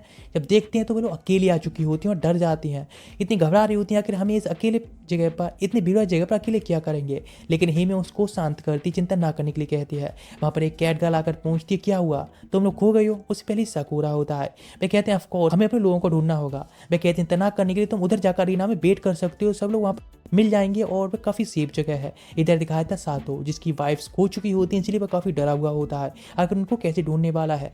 एल्बॉर्ड कहता है चिंता ना करने के लिए, ये किंगडम काफ़ी ज़्यादा सेफ है, इसलिए चिंता ना करे। नेक्स्ट भी लोग सब सामने तरफ जा रहे होते हैं, यहाँ पर कैट गर्ल्स उन तरफ घूर रही होती हैं। तो सातो पूछता है कि ये सब क्या सच में किंगडम सेफ है। इस बात में मार्सी कहते हैं चिंता ना करने के लिए। यहाँ पर जो कैट गर्ल्स होती हैं वे ज़्यादा स्ट्रॉन्गेस्ट बंदे को हमेशा से पसंद करती आई हैं। नेक्स्ट पे गर्ल्स होती हैं सातो को इग्नोर मारकर पहुंच जाती है मार्सी के पास में और वे पहचान लेती हैं जल्दी ये जरूरी भाई फेमस स्वॉर्ड्समैन है। लेकिन इस बात पर मार्सी कहता है इस तरह से मैं तो काफ़ी वीक हूँ, मेरे पीछे जो बंदा खड़ा है सातो उसकी अपेरेंस से मत जाओ, वह काफ़ी ज़्यादा स्ट्रॉन्ग है ना, मुझसे भी स्ट्रॉन्ग है। लेकिन दोनों गर्ल कहाँ भरोसा करने वाली होती हैं और कहती हैं सच में तो मजाक कर रहे हो। एक ह्यूमन सेंस जैसी भी चीज़ होती है, इस वजह से बेचारा पूरी तरह से टूट चुका होता है। लेकिन मार्सी कहता है ज़्यादा और ना तोड़ने के लिए हमें प्रिंसेस के पास मिलने के लिए जाना है, रिंग प्रिंसेस के पास में। वह कहते हैं ठीक, और उसका इनाम लेकर चली गई होती हैं, जहाँ पर वह काफ़ी अभी भी शॉक्ड होता है। नेक्स्ट दिखाया तो सरीना के अंदर जहाँ पर दोनों गर्ल्स बैठी होती हैं, टाइम को स्पेंड कर रही होती हैं, एंजॉय कर रही होती हैं अपने मील के लिए और वेट कर रही होती हैं उन लोगों के आने का। और निफ्टेस हिमे से कहती है कि तुम काफ़ी हद तक सातो की तरह है। ये बात सुनकर तो बस शॉक्ड जाती है। वह बताती है सातो कितने तक काइंड है, उसी तरह से तुम भी बहुत ज़्यादा काइंड हो। मुझे कुछ इस तरह की फीलिंग आती है कि शायद मैं अपनी मदर और फादर के साथ में हूँ, तुम्हारे साथ मिलने के बाद तुम कितने तक काइंड हो, मुझे प्यार करते हो। वह शॉक्ड जाती है बात सोचने के बाद और कहती है तुम मजाक करी, तो मेरी ग्रैंड मदर की उम्र की होगी एज में देखा जाए तो। मैं कहती मुझे माफ़ करना, लेकिन सच में यही सच है। लेकिन ये देखकर साफ लग रहा है कि तुम जेलस हो, जिससे सातो मेरा ख्याल रखता है ना, तो मतलब तुम उसको प्यार भी करती हो। मैं तो बस उसको एडमायर करती हूँ, लेकिन वह इस चीज़ के लिए एक्सेप्ट कर लेती कि हाँ वह उससे जेलस है इस चीज़ के लिए। वह कहती है ना करने के लिए। इधर तभी अचानक दिखाते एक बंदा यहाँ पर पास में आकर गिरा होता है, तो वे देख के शॉक जाते हैं आखिर यहाँ पर क्या हो रहा है। तो पता चलता है प्रिंसेस ने बंदे को पीटा होता है, जो भी उसको मैरिज के लिए प्रपोज करने आता है वो उसके साथ फाइट करती है और उसको वह इस तरह से ह्यूमिलेट करती है यदि वो स्ट्रॉन्ग नहीं है तो। ये बात जब सातो को पता चलती है हिमे द्वारा, तो वह शॉक जाता है। नेक्स्ट बंदे एक और आया होता है उसे प्रपोज करने के लिए, लेकिन उसने उसको भी आसानी से ढेर कर दिया होता है। और वह कहती है नेक्स्ट कौन है, ग्रेनार्ड। प्रिंसेस चैलेंज करती है और तभी देखता है सातो, चूंकि एक शब्द भी नहीं कह पाता, लेकिन वो उसकी रिंग्स को देखकर पहचान जाती है भाई रिंग किंग है। वह कहती है ठीक है तो नेक्स्ट तुम होना। लेकिन वह अभी भी इतना शॉक में खड़ा होता है और सोच रहा होता है कि क्या सच में ये प्रिंसेस है। उसके सामने उसको पूरी तरह से ह्यूमिलेट होना पड़ेगा। नेक्स्ट स्पीड से जाकर उस पर अटैक करती है और 2 अटैक के साथ में उसको ढेर कर देती है। उसका मुंह अभी भी खुला होता है शॉक की वजह से। वह कहती है सच में इस तरह का बंदा रिंकिंग हो सकता है, उसे बिलीव नहीं हो रहा है। और वह कहती है यदि वह दोबारा से चैलेंज करना चाहता है तो नेक्स्ट ही आ सकता है, उसका वेट करेगी। नेट दिखाया था मार्सी के साथ में वो अपनी स्वॉर्डमैनशिप को अच्छा करने के लिए ट्रेनिंग कर रहा होता है, लेकिन मार्सी कहता है तुम सच में यूजलेस ही हो, तुम्हारी स्वॉर्डमैनशिप स्किल कुछ भी नहीं है। इस तरह से थोड़ी देर प्रैक्टिस करने के बाद वो थक चुका होता है। सभी लोग खाना खा रहे होते हैं, यहाँ जो बंदा होता है बता रहा होता है इस पूरी किंगडम के अंदर कोई भी नहीं है जो कि प्रिंसेस का सामना कर सके, यहाँ तक कि वह भी एक बार फाइट करके हार चुका है। इसीलिए किंगडम में फैसला किया कि वह इस किंगडम से बाहर जाकर सब में ट्रेवल करेगी और वह उस मैन को ढूंढेगी जो कि उसको डिफीट कर सके। इसलिए अपने अपोनेंट को ढूंढ रही है जिससे कि वह मैरिज कर सके। वह सच में शॉक्ड होता है और कहता है कि मेरे पास सच में कोई एक चांस भी है रिंकिंग के तौर पर उसके साथ जीतने का। ओल्ड मैन एल्वास्टर बताता है बिल्कुल नहीं, तुम एक यूजलेस हो और कुछ भी नहीं कर सकते उसके सामने। वह कहता है तो आखिर मैं स्वॉर्डमैन से ट्रेनिंग क्यों कर रहा हूँ जो मेरे पास चांस ही नहीं है। तो वह कहता है ऑफ कोर्स तुम्हारे पास नहीं है, लेकिन तुम्हारे पास जो रिंग्स है उनकी पावर बहुत ज़्यादा ही है, तुम उससे आराम से फाइट में साथ जीत सकते हो। वह कहती है थोड़ा सा चीटिंग नहीं होगी अपनी मैजिक को यूज करना फाइट के दौरान। वह बंदा बताता है मैजिशियन की जो मैजिक होता है वह उसकी मसल्स पावर होती है, मतलब वो खुद का हिस्सा होता है उसका। एल्बास्टर भी कहता है हाँ बिल्कुल, तो उस पावर को यूज करके प्रिंसेस को हरा सकते हो, जिसके बाद तुम उस रिंग को भी ले पाओगे जरूरी है। नेट दिखाया जाता है प्रिंसेस का सीन जो एक फाइट कर रही होती है जहाँ पर सातों पे देख रहा होता है, लेकिन ये देखकर वह शॉक जाता है। एक अटैक के साथ में उसने उस बंदे को ढेर कर दिया होता है अपने अपोनेंट को, और फिर पूरी तरह से और ज़्यादा टूट चुका होता है। वहाँ पर हिमे आती है और अपने लेफ्ट से वो उसका सर रखती है, उसे रेस्ट करने के लिए कहती है, उसको चिरअप कर रही होती है। नेट दिखाया जाता है आया होता है बाथरूम के अंदर जहाँ पर कि वह बात ले सके, लेकिन वहाँ पर मार्च से मिलता है जो वह कहता है ये काफ़ी अच्छा है। वो पूछता है कि सच में मेरे पास कोई चांस भी है प्रिंसेस से जीतने का। वह कहता है नहीं बिल्कुल नहीं, तुम्हारे पास में कोई भी चांस नहीं है कि तुम प्रिंसेस से जीत भी सको, तुम सच में एक यूजलेस लूजर हो, तो इसलिए तुम नहीं जीत सकते।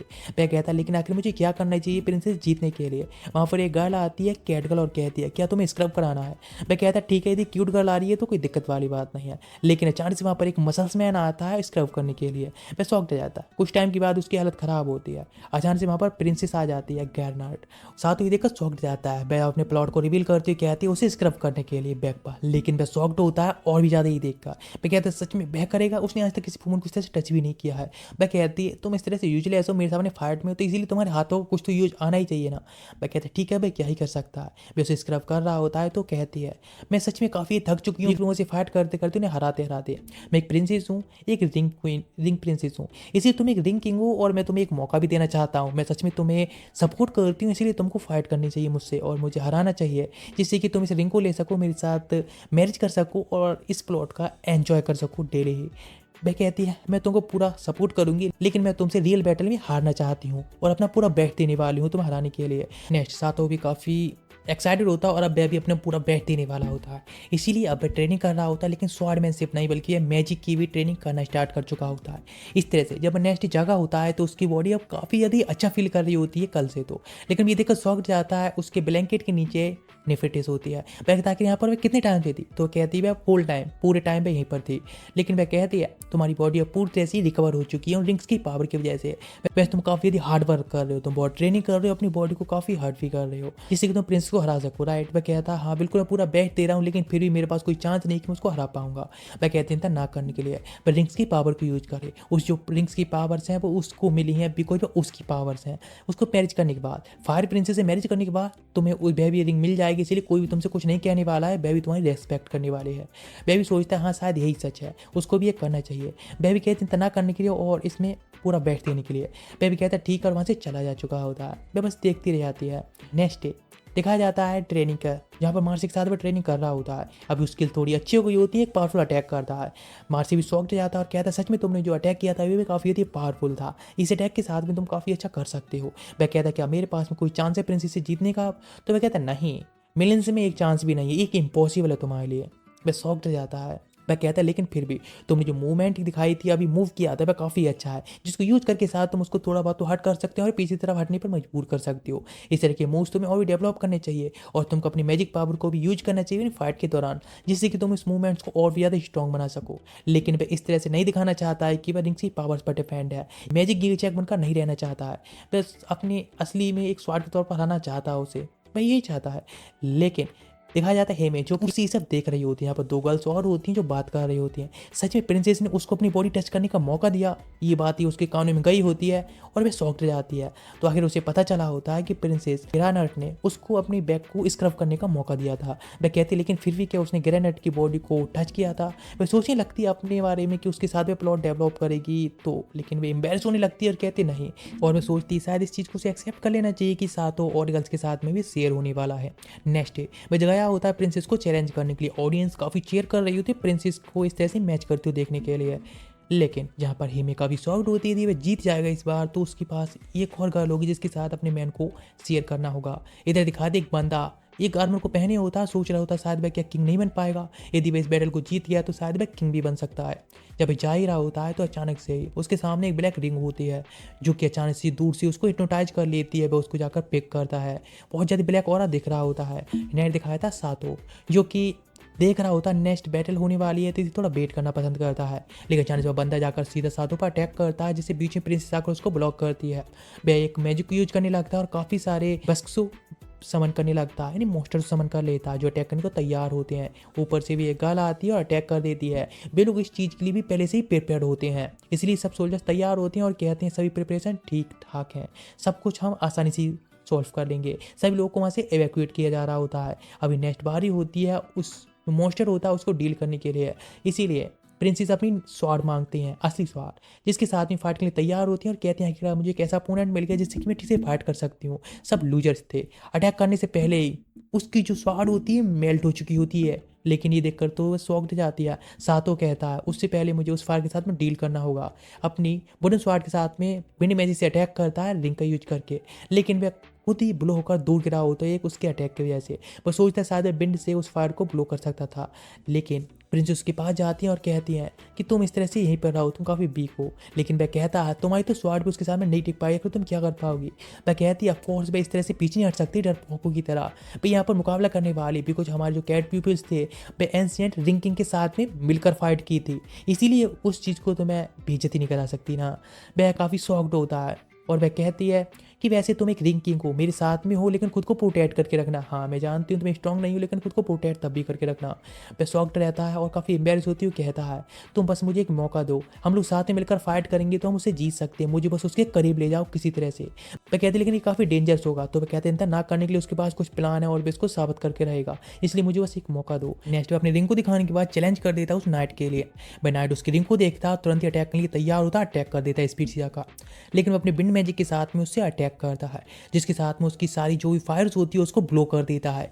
बिना फायर के बचा होता है, इसलिए मौका मिलता है और जाकर प्रिंसेस अटैक करती है। लेकिन अभी अपनी स्वाड को लाइट अप करता है, जिसके साथ में अटैक कर देता है, उसको खत्म करता है। लेकिन अचानक से उसके हाथ से रिंग होती है निकल जाती है, जिस साथ वो पहचान लेता है। प्रिंसेस कहते हैं, सच्ची मैंने तुम्हें बहुत ज़्यादा अंडर एस्टिमेट किया था, तुम इतनी ज़्यादा वीक भी नहीं हो, लेकिन तुम मुझसे वीक हो फिर भी मैं तुमको चलो एक हस्बैंड के तौर पर एक्सेप्ट करती हूँ। लेकिन वह इसे बिल्कुल पसंद नहीं आया होता है। वह कहता है बिल्कुल नहीं, मैं तुम्हारे साथ फाइट करना चाहता हूँ, मुझे ये एक्साइटमेंट नहीं चाहिए। वह तुरंत ही अटैक कर देती है, मुझे इतना फास्ट होती है कि उसको मूवमेंट नहीं पड़ पा रहा होता है। हिमें सोचती शायद वे बेवकूफ़ है, इससे उसने उसके मौके को ठुकरा दिया। लेकिन निफ्टेस कहती है, तुम इतनी सैड क्यों, तुम उसे चीयर अप करना चाहिए, भाई सब तुम्हारे लिए तो कर रहा है ना। लेकिन वह शॉक जाती है। प्रिंसेस कहती है, तुम्हें मैजिक रिंग का यूज करना चाहिए। तो वह कहता है नहीं बिल्कुल नहीं, वह रिंग्स उसको प्रिंसेस तरफ से मिली हुई है, यानी वह पावर्स उसको प्रिंसेस से बोरो की हुई है, उसको यूज वह नहीं करेगा। अपने बिलफ्ड के लिए वह ये फाइट कर रहा है, उसके लिए साबित करेगा कि उसके अंदर भी खुद की स्ट्रेंथ है। ये बात सुनकर हिमें शॉक जाती है, तुरंत चीयर अप करने के लिए कहती है, सातो यदि तुम जीत जाओगे तो मैं रिवार्ड में कुछ ऐसा दूंगी। ये सुनकर सब लोग शॉक जाता है, आखिर वह किसके बारे में बात कर रही है। लेकिन इस बात से वह भी एक्साइटेड हो जाता है और हाँ वह भी काफ़ी खुश होता है रिवार्ड के लिए। नेक्स्ट अचानक से एक ऐसी जगह पहुंच चुका होता है जहाँ पर सब में केवल स्पेस टाइप दिख रहा होता है। एक रिंग से आवाज़ आ रही होती है, पहचान लेते हैं रिंग की आवाज़ है। रिंग कहती है कि मैं तुम्हारे जो सामने अपोनेंट है उसके मूवमेंट को पढ़कर तुम्हें कुछ इंस्ट्रक्ट कर सकता हूँ, जिससे कि तुम आगे क्या मूवमेंट करना है वह तुम कर सकते हो। वह कहते हैं लेकिन ये भी तो रिंग्स की पावर है, इसलिए मैं इसको बिल्कुल यूज नहीं करूंगा। तो रिंग से आवाज़ आती है, ये कोई रिंग की पावर नहीं बल्कि ये तो तुम्हारी एक मेहनत है जिसकी वजह से तुम्हें ये रिवार्ड मिला है और ये तुम्हें चांस मिल रहा है। तो सातों भी इसको एक्सेप्ट करता है और फाइट करने के लिए बिल्कुल तैयार होता है। अचानक से ही वह सामने देखता है तो प्रिंसेस अटैक कर देते हैं, उसकी मूवमेंट काफ़ी फास्ट होते हैं। वह कहता है आखिर क्या करे। अचानक से आवाज़ आती है भाई वफा अटैक करे। नेक्स्ट जैसे वह अटैक करता है साधु की स्वाद दूर गिरती है, वह भी शॉक रह चुकी होती है, वो नीचे पड़ी होती है और बाहर चुकी होती है। अपनी हाथ से भी शॉक्ड होती है, आखिर अभी हुआ क्या था। भाई स्पीड जाकर उसके ऊपर जंप कर देती है और उसको किस कर लेती है। अपनी रिंग उसको पहना देती है और कहती है वह उसको अपनी हस्बैंड के तौर पर एक्सेप्ट करती है। वह काफ़ी ज़्यादा खुश होती है, इसीलिए वो उसको दोबारा से किस करती है। सब लोग ये देखकर शॉक्ड जाते हैं, आखिर वे लोग क्या करें अरीना के अंदर, ये थोड़ा ज़्यादा नहीं हो रहा है। नेक्स्ट पर नाइट में उसके लिए ऑफर करती है लेकिन उसको मना कर देता अभी के लिए। नेक्स्ट पे गया होता है हेमे के पास में, जहाँ पर के वो उसके साथ कुछ कल्चर डेवलप करने के लिए होता है। उससे पहले वहाँ पर थक चुका होता है, इसीलिए वहीं पर सो जाता है। हेमे को ये भी एक्सेप्ट होता है जब तक कि वो उसके पास है। नेक्स्ट जब वह जागता है तो कहता है आखिर क्या हुआ। तो वह कहती है ऑफकोर्स सब कुछ हो चुका है जो हम करना चाहते थे, सच में काफ़ी अच्छा फील हुआ मुझे। वह कहता है लेकिन क्या मतलब क्या, वह डर जाता है। लेकिन वहाँ पर नेविटेस आती है और कहती है चिंता मत करो, कुछ भी नहीं हुआ था।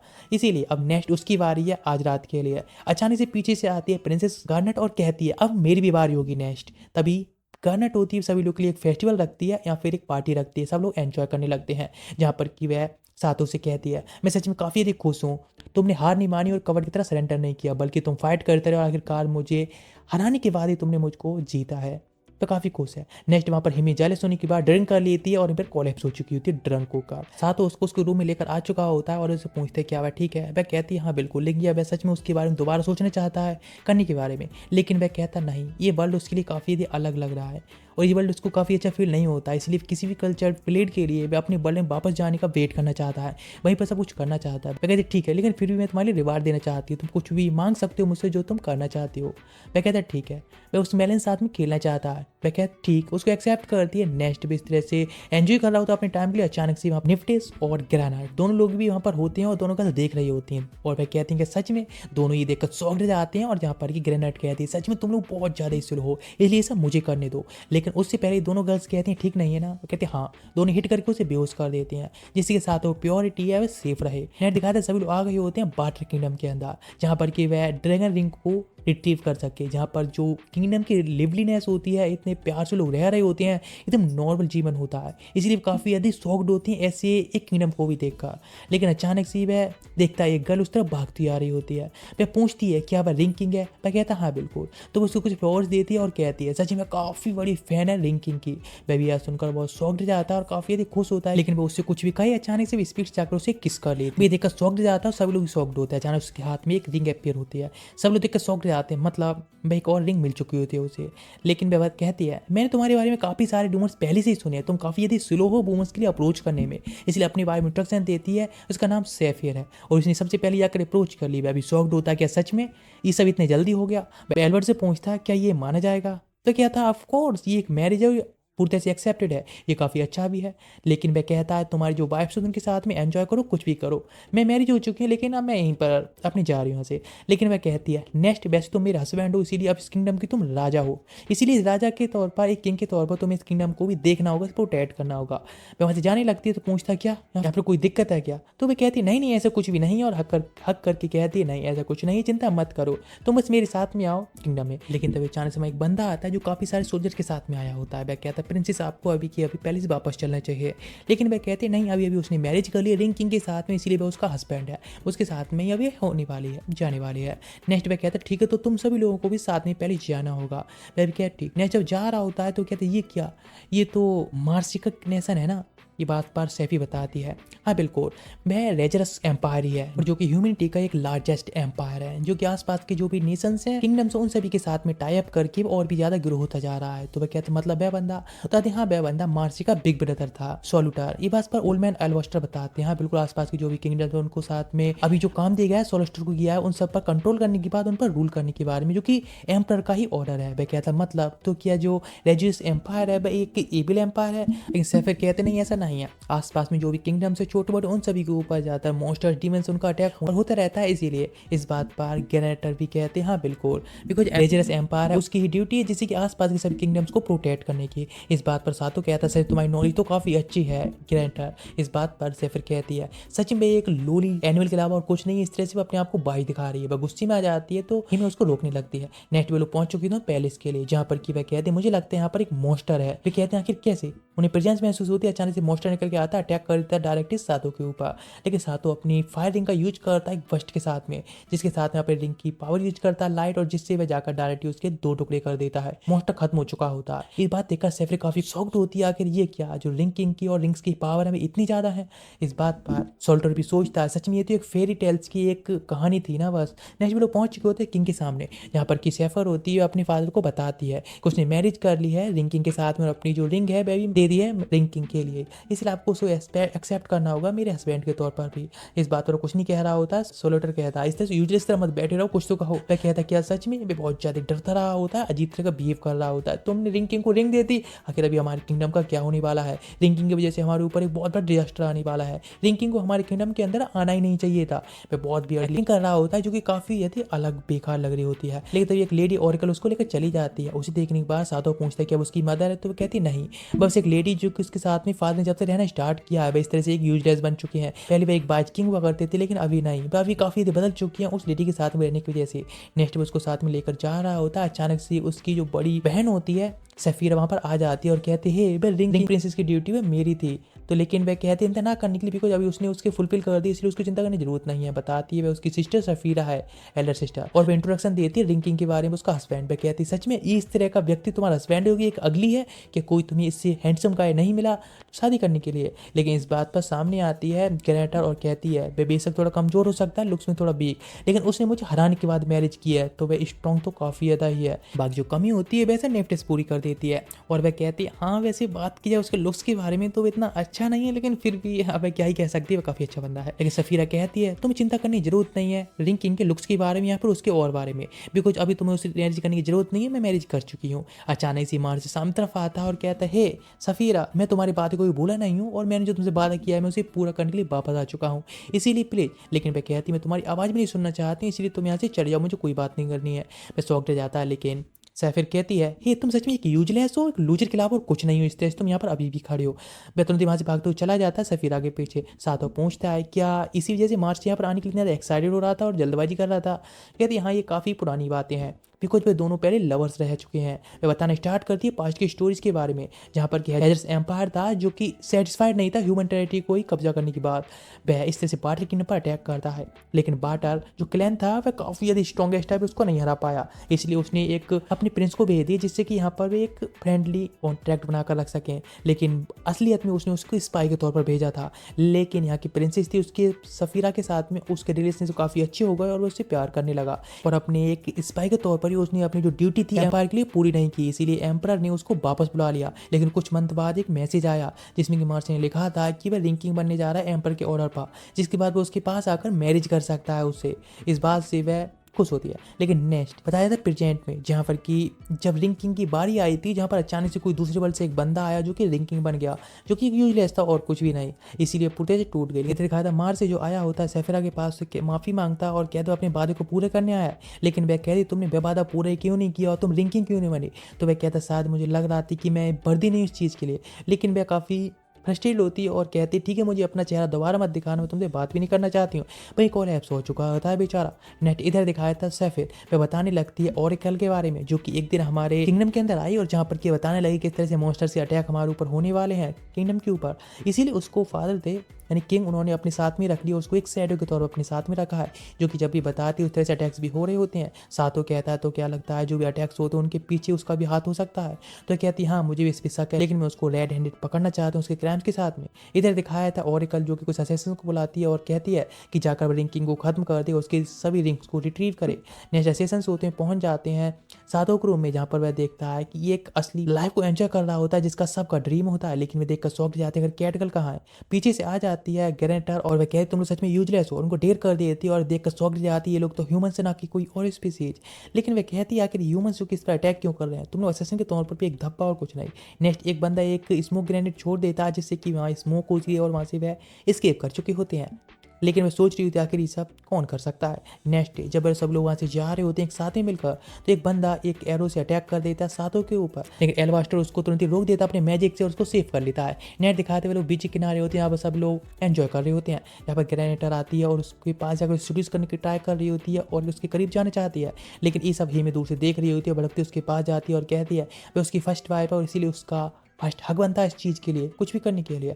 लेकिन इस बात पर नेफ्टर कहती है मुझे फ़र्क नहीं पड़ता है कि मैं फर्स्ट हूँ या फिर लास्ट, मुझे बस शेयर चाहिए अपना। नेट दिखाया जाता है सेफिर, वह कहती सच में तुम गर्ल्स यूजलेस हो, यदि कौन फर्स्ट और लास्ट जाने वाला है इसके लिए हम स्विमिंग कॉम्पिटिशन से तय कर सकते हैं। लेकिन इस बात से ग्रेनेटर बिल्कुल खुश नहीं होती, बिकॉज उसको पानी से काफ़ी डर लगता है और वह गर्ल्स एंजॉय कर रही होती हैं ग्रेनेटर को अभी टीच करने के लिए भी। वह भी कहती सच में यूजलेस गर्ल्स भी ना। लेकिन वह कहती अभी जिस तरह से तुम दिखा रहे हो कि काफ़ी यदि केयरलेस हो और तुम्हें पता नहीं उन अटैक्स के बारे में, इस तरह से तुम फुलिश बिहेवियर करते रहो, बिकॉज ओरेकल के जो अटैक्स हैं अभी भी उसके रुकने वाले नहीं हैं, इसलिए तुमको इसको जारी रखना चाहिए। नेक्स्ट मित्र मार्सी के पास में आया होता है और उसे कहता है आखिर रिंग किंग की पोजीशन उसने इस तरह से क्यों छोड़ दी, आखिर इसके पीछे कोई रीजन। तो वह कहता नहीं, बेबस लगता है कि उसके लिए वर्दी नहीं था इसीलिए वह नहीं करना चाहता था। लेकिन कहता है मुझे ऐसा नहीं लग रहा है, बिकॉज सफीरा को तो हम प्यार करते थे, उसके लिए मैरिज करने के लिए रिंग किंग बनने में तुम्हें काफ़ी इंटरेस्ट था ना, इसके लिए पीछे कोई और वजह भी हो सकती है। तो वह कहता है हाँ हिमे को उसने देखा था वह कितना ज़्यादा खुश थी जब तुमको उसने पहली बार मिली थी, इसीलिए मैं उसकी खुशी को इंटरप्ट नहीं करना चाहता था और मैं किसी और के खुशियों के बीच में आना नहीं चाहता था। नेक्स्ट पे शौक जाते ही सुनकर इधर दिखाया था वह अपने ब्रदर से बात कर रहा होता है सैल्यूटर से, इस तरह से वह बाटर क्लैन को अपने कब्जे में करने के प्लान है जो ईविल उसको छोड़ देना चाहिए, इस चीज़ को उसे बिल्कुल ही छोड़ देना चाहिए आखिर जो भी करने जा रहा है। लेकिन वह उसे कहता बिल्कुल नहीं, तुम रिंग किंग का जो भरोसा जीत रहा हो उसको जीतते रहो और आगे चल के तुम इसका रिपोर्ट जैसे कर रहे हो उसे करते रहो, तुम्हारा यही काम है। जब जा रहा होता है वापस तो ओरेकल आकर कहती है तो तुम रिंग किंग के जो भरोसा जीत रहा उसके आगे बढ़ते रहो और तुम रिंग किंग को खत्म करो, उसकी जो रिंग्स हो उसको रिट्रीव करो, ये तुम्हारा काम है। एक एम्पर के ऑर्डर के तौर पर तुमको उसको पूरा करना चाहिए। वह शौक ले जाता है, वह बताती है कि 3 दिन बाद जो मॉन्स्टर्स अटैक करने वाले हैं इस किंगडम के ऊपर, इसीलिए उसके पास एक चॉइस होगी 3 दिन बाद रिंग किंग के ऊपर अटैक करके उसको खत्म करने की, जिसके बाद उन रिंग्स को वह रिट्रीव कर सकता है और जिसके बाद ही वह सफीरा से भी मैरिज कर सकता है और उसको क्लेम कर सकता है। बिकॉज अभी जो रिंग किंग है भी एक अदर वर्ल्ड से आया है जो कि इस वर्ल्ड में बिल्कुल ही फिट नहीं बैठता है। असली जो फिट बैठते हो रिंग किंग के तौर पर वह तुम हो, तुम्हारे पास हर तरह की कैपेबिलिटीज है जिससे कि तुम एक रिंग किंग बन सकते हो। इसीलिए तुम्हें इस ऑफर को अभी एक्सेप्ट करना चाहिए और अपने आप को साबित करना चाहिए अपने फादर के सामने कि हाँ तुम उसके वर्दी हो, तुमने जो पहले मिस्टेक की थी इस सब के बारे में रिपोर्ट ना करने की, और इसीलिए उस मिस्टेक को तुम दोबारा मत दोहराना और तुम अपनी उस मिस्टेक को सुधारो, रिंग किंग को खत्म करो, उसे रिंग्स को रिट्रीव करो और एम्पर के सामने जाओ। वो उसको एक स्वार दे देती है और कहती है मैजिक को खत्म कर देती है, इसके साथ में वह तुम्हारे सामने नहीं टिक पाएगा बिकॉज इसके पास में केवल मैजिक रिंग्स की पावर है जो उसके स्वार के सामने काम नहीं करेंगे और फिजिकली तुम आसानी से उसे हरा भी दोगे। नेक्स्ट डे में सोच रहा होता है कि उसे क्या करना चाहिए, आखिर क्या सच में उसे रिंग किंग को मारना चाहिए। लेकिन मैं सोचने लगता अपने फादर के बारे में, पहले पास्ट में जब मिला था तो उन्होंने कहा था तुम इस मिशन को पूरे नहीं कर पाए, इस वजह से ये काफ़ी शर्मिंदगी की बात है। तो ये पता है मिनिस्टर ने तुम्हारा नाम क्या दिया फेलियर के तौर पर, इसीलिए तुम यहाँ से अभी चले जाओ। लेकिन नेक्स्ट वहाँ से जा रहा होता है सोचते हुए। अचानक उसकी नज़र जाती है सफ़ीरा पर जो बात ले रही होती है, लेकिन वो उसको देखती है, अचानक से वहाँ से घबरा कर भाग जाती है। तो वह कहता है सच में मेरा सब कुछ छिन चुका है, मेरे पास अब कुछ भी नहीं बचा है, कुछ भी नहीं बचा है, मैं सब कुछ खो चुका हूँ। गुस्से में होता है, अचानक से स्वाड का जो स्टोन होता है चमकने लगता है, जो कि पूरी तरह से उसको हिप्नोटाइज करता है। उसका जो हार्ट होता है उसको स्टोन में बदल देता है और वह कहता है कि ठीक है अब रिंग किंग को खत्म करेगा। नहीं दिखाया था किंग का, जिसके सामने सल्यूटर होता है और कहता है हमारी सारी आर्मी जब मॉन्स्टर से अटैक करने के लिए तैयार खड़ी है, लेकिन रिंग किंग तुम इस तरह से बीच में अटैक मत करना, बिकॉज तुम हमारे जो फ्लो है आर्मी का अटैक करने का उसको तुम सब बिगाड़ दोगे, इसीलिए तुम यहीं पर रहना, तुम एक आउटसाइडर के तौर पर हो, इसलिए फट नहीं बैठ रहे हो। नेक्स्ट डे से खड़ा होता है, सोचता है यूजलेस है, लेकिन हिमा तुरंत स्पीड से आकर उसे किस करती है। वह शॉक्ड जाता है, तो वह कहती शायद तुम्हें कोई ज़रूरत पड़े, इसलिए मैं बस तैयार कर रही हूँ। अचानक से वहाँ पर ग्रेंटर भी आकर सेम करती है और जिसे देखकर हिमी शॉक्ड होती है। वह कहती है ऑफ कोर्स मैं भी पावर दे रही हूँ और वैसे वह भी मेरा भी हस्बैंड है, इसीलिए इसमें तुम कुछ नहीं कह सकती है ना। लेकिन उन दोनों गर्ल्स को देखने के बाद निफ्टिस भी ऐसा करना चाहती है, लेकिन वे जाकर उसके चीक पर किस कर लेती है। वह ज़्यादा कुछ नहीं, इस वजह से भी हिमी काफ़ी जेलस दिख रही होती है। लेकिन इधर बची होती है सैफिर, वह कहती है आखिर ये लोग क्या कर रहे हैं, वह काफ़ी जेलस होती है। इस बात पर एल्वेस्टर कहते हैं वे तीनों वाइफ्स हैं साथों की, इसीलिए वे अपनी पावर्स को देने के लिए ये सब कर रहे हैं, इसीलिए उनकी एक ड्यूटी है अपने हस्बैंड के लिए इसे फुलफिल कर रहे हैं। लेकिन मार्सिव और ज़्यादा पिस ऑफ हो रहा होता है ये सब देखकर और सोच रहा होता है कि किस तरह से इस रिंग को इकाई करने वाला है, खत्म करने वाला है आज। लेकिन इधर दिखाया था बैटल जो चल रही होती है, सारे सोल्जर्स होते हैं फाइट कर रहे होते हैं उनसे मॉन्स्टर के साथ में। यहाँ पर सल्यूटर दूर खड़ा होकर सभी को इंटरेक्ट कर रहा होता है उनके अपने बटालियंस के लिए। यहाँ पर एक सैनिक आता है और बताता है लॉर्ड एक बहुत बड़ा जायंट मॉन्स्टर है जो कि क्वेलिस की तरफ जा रहा है, हमें कुछ ना कुछ तो करना होगा उसे प्रोटेक्ट करने के लिए। दूसरा सैनिक कहता है हाँ तो हमें लगता है अपने एक ट्रूप को भेज देनी चाहिए जिससे पहले इसको प्रोटेक्ट कर सकें। लेकिन सल्यूटर कहता है चिंता ना करने के लिए यहीं पर कॉन्सेंट्रेट करने के लिए, बिकॉज पहले सेफ रहेगा। इधर दिखाया जाता है जायंट मॉन्स्टर जो होता है आ चुका होता है पैलेस तरफ। सारी गर्ल्स होती वहाँ से भागती हुई अंदर चली जाती हैं पैलेस में, जहाँ पर एल्वेस्टर सातो और मार्स से खड़े रह गए होते हैं। लेकिन सातो फाइट के लिए तैयार होता है, लेकिन मार्स से पीछे से अपनी स्वाड को निकालता है, अटैक करने के लिए जाने लगता है सातो के ऊपर। एल्वेस्टर उसे वार्निंग देता है, इसीलिए वह उसे डॉच कर लेता है। वह खुद शॉक्ड होता है कि मार्स उसके ऊपर अटैक क्यों कर रहा है, लेकिन मार्स से कहाँ उसकी सुनने वाला होता है। लेकिन इधर से मॉन्स्टर होता है वह भी अटैक कर देता है। तो एल्वेस्टर कहता है चिंता ना करने के लिए मार्स को संभाले, इधर वह तब तक थोड़ी बहुत टाइम उसको रोक कर रखेगा। सातो कहते हैं आखिर तुम ये क्या कर रहे हो, तो वह कहता है ऑफकोर्स मैं एक एम्पर प्रिंस हूँ, इसीलिए मेरी ड्यूटी है कि सारी रिंग्स हैं उन सबको मैं रिट्रीट कर एम्पर वापस ले जा सकूं तुमको खत्म करने के बाद। स्पीड से आकर उस पर अटैक करने लगता है, लेकिन बस उसके अटैक को ब्लॉक कर रहा होता है। लेकिन तो एल्वेस्टर कहता है कि अभी बिल्कुल सेफ मूड में नहीं है, वह किसी द्वारा कंट्रोल किया जा रहा है इसलिए इस तरह अटैक कर रहा है। तो सातो कहता है कि हमें उसके ऊपर एक होली वाटर डालना चाहिए जिससे कि सही हो सके। वह कहता है क्या तुम सच में इडियट हो, अगर किस तरह की ये इलाज है। तो वह कहता है ओ तो आखिर तुम क्या कर रहे हो, तुम भी तो बस प्रॉब्लम्स बता रहे हो उसका बिना किसी सॉल्यूशन के ही। वह सोचने लगता है कि अभी नेक्स्ट क्या करना चाहिए, जैसे अटैक करता है उसको ब्लॉक करता है। तो सोचता भी मेरे पास एक ही चारा बचा है और वह उन मैजिक रिंग्स होती है उनकी पावर यूज करने के लिए तैयार होता है, अटैक कर देता है बाहर से, लेकिन वो उसको अपनी स्वार्थ से दूसरे रिफ्लेक्ट कर देता है। ये देखकर वह शॉक्ड जाता है कि आखिर वह इस तरह से उसकी मैजिक को भी खत्म कर पा रहा है। लेकिन अचानक से उसको वही फिर से मिस्टीरियस आवाज़ सुनाई देती है जो कि उससे कह रही होती मार से, जो कि इस तरह से आउट ऑफ कंट्रोल हो चुका है। उसके लिए उसके अपनी चारों रिंग्स की पावर को यूज करके ओवरवेलिंग पावर यूज करनी होगी, जिससे उसकी एक ट्रेस को भी खत्म करना होगा। इसी के साथ में उस मैटर को सॉल्व कर सकता है, लेकिन वो उसे तुरंत ही सट ऑफ करने के लिए कहता है मुंह बंद रखे, वे इस तरह से उसे खत्म नहीं कर सकता, अटैक भी नहीं कर सकता है। तो वह कहता है ठीक है यदि तुम नहीं करोगे तो वह तुमको निर्वाणा में पहुंचा देगा, इन खत्म करेगा। लेकिन अभी उसको चुप होने के लिए कहता है और कहते तो पता मार से बेशक उसके साथ फाइट कर रहा है, लेकिन अभी भी अपनी पावर्स को होल्ड बैक करके फाइट कर रहा है, खुद को कंट्रोल करके रखता है किसी भी अटैक करने से पहले। इधर दिखाता है पैलेस के अंदर जहाँ पर की गर्ल्स को पता चलता है कि मार से फाइट कर रहा है सातों के साथ में रिंग्स को छीनने के लिए। बस उनका सब गर्ल्स बाहर आकर देखती हैं यहाँ पर मार से अटैक करने जा रहा होता है सातों के ऊपर, लेकिन इस बार ना ब्लॉक करता है ना अटैक करता है, वैसे ही खड़ा रहता है।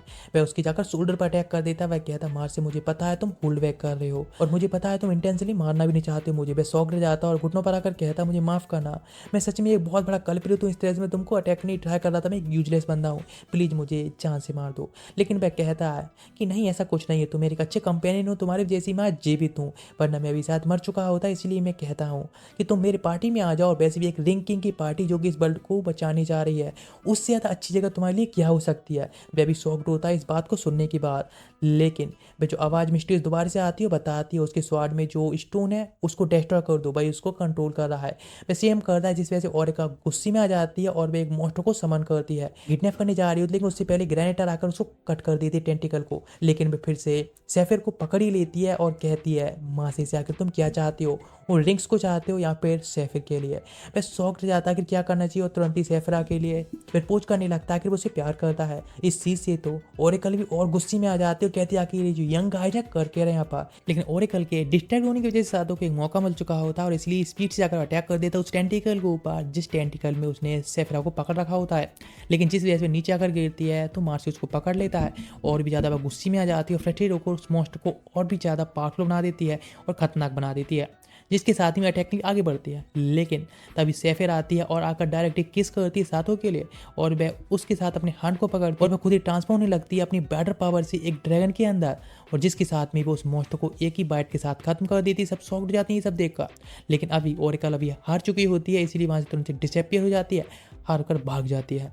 सभी देखकर ये सब शॉक्ड होती है, वह भाग गई। इधर दिखाता है सेफिर जो खुद को दोबारा से ट्रांसफॉर्म करती है एक ह्यूमन में ही, उसके सामने होते हैं। इधर दिखाता है किंग जो कि अभी सामने जो खड़े होते हैं बिल्कुल नॉर्मली। तो सातों कहता है सच में पहले से भी ज़्यादा हैंडसम हो गया गाय। तो वह कहता है वह ओरेकल द्वारा कंट्रोल किया जा रहा था, उसके माइंड मैनिपुलेशन की वजह से ये सब हो रहा था। वैसे अभी सब कुछ ठीक हो चुका है, इसीलिए वह कहता है कि अभी अपनी डॉटर है उसका भी उसके साथ में हैंड देने में, उसको हस्बैंड के तौर पर उसको बुलाने में कोई दिक्कत नहीं है। लेकिन सेफिर कहती है मुझे आपकी आंखों को देखकर ही लग रहा है कि आप फिर देख रहे हैं कि सातों वैसे में एक यूजलेस है, काफ़ी वीक लेंगे इसीलिए, है ना, ये कहना चाहते हो ना। लेकिन वह शौक रह जाता है। इधर दिखाया जाता है मार्सी वह सेफिरा का हाथ मांगता है किंग से कि वह उसके साथ मैरिज करना चाहता है। वह कहते हैं ठीक है, उसकी परमिशन देते हैं। लेकिन इसे देखने के बाद हिमे बहुत ज़्यादा जेलस होती है कि सातों ने ये सब उसके लिए नहीं किया है। इधर दिखाया जाता है सैल्यूटर जब बातचीत जा रहा होता है तो मार्सी उससे कहता है कि आखिर तुम अपने प्लान को छोड़ रही हो। वह कहता है ऑफ कोर्स ओरेकल जिसने कि मॉन्स्टर एबिस मॉन्स्टर्स के साथ में मिलकर ये सब किया है, इसीलिए अभी मेरा प्लान यहाँ पर खत्म होता है और मैं यहाँ से वापस जा रहा हूँ एम्पर के लिए, इसीलिए तुम्हें टाइम मिले तो वापस आ जाना। नेट दिखाया था एम्पर का जहाँ पर कि ओरेकल आती है और वह उससे कहता है तुम फील रही हो एक वाटर के लैंड को कंट्रोल करने के लिए भी। तो वह कहती है ऑफ कोर्स, लेकिन हम दोनों की पावर्स मिल जाए तो हम आसानी से ही आसपास में सब में ही कब्जा कर सकते हैं, इस पूरी वर्ल्ड पर कब्जा कर सकते हैं। उसको हिप्नोटाइज करने की ट्राई कर रही होती है लेकिन वो उस पर अटैक कर देता है बैली में और कहता है ये सब जो चालें हैं वे केवल वाटर पैलेस किंग पर काम कर सकती हैं, ना कि मेरे ऊपर। वह शौक जाती है सुनकर। वह कहता है इस वर्ल्ड है, इस पर केवल मैं ही राज करने वाले, ना कोई गॉड और ना ही एबिस किंग और ना ही आ सकता है रिंकिंग बीच में, ये सब मैं राज करने वाला हूँ। इसी साथ में ये पार्ट यहीं पर एंड करते हैं। यदि इसका नेक्स्ट पार्ट भी चाहिए तो आप कमेंट कर सकते हैं। यदि 50 कमेंट भी आ गए तो मैं नेक्स्ट पार्ट लेकर आ जाऊँगा, और लाइक कर देना, जितने लाइक हो उतना अच्छा ही है, लेकिन 50 कमेंट याद रखना। चैनल सब्सक्राइब कर देना, वीडियो अच्छी लग रही हो। नेक्स्ट पार्ट के लिए भी मिलते हैं नेक्स्ट एपिसोड में, तक गुड बाय, सायोनारा।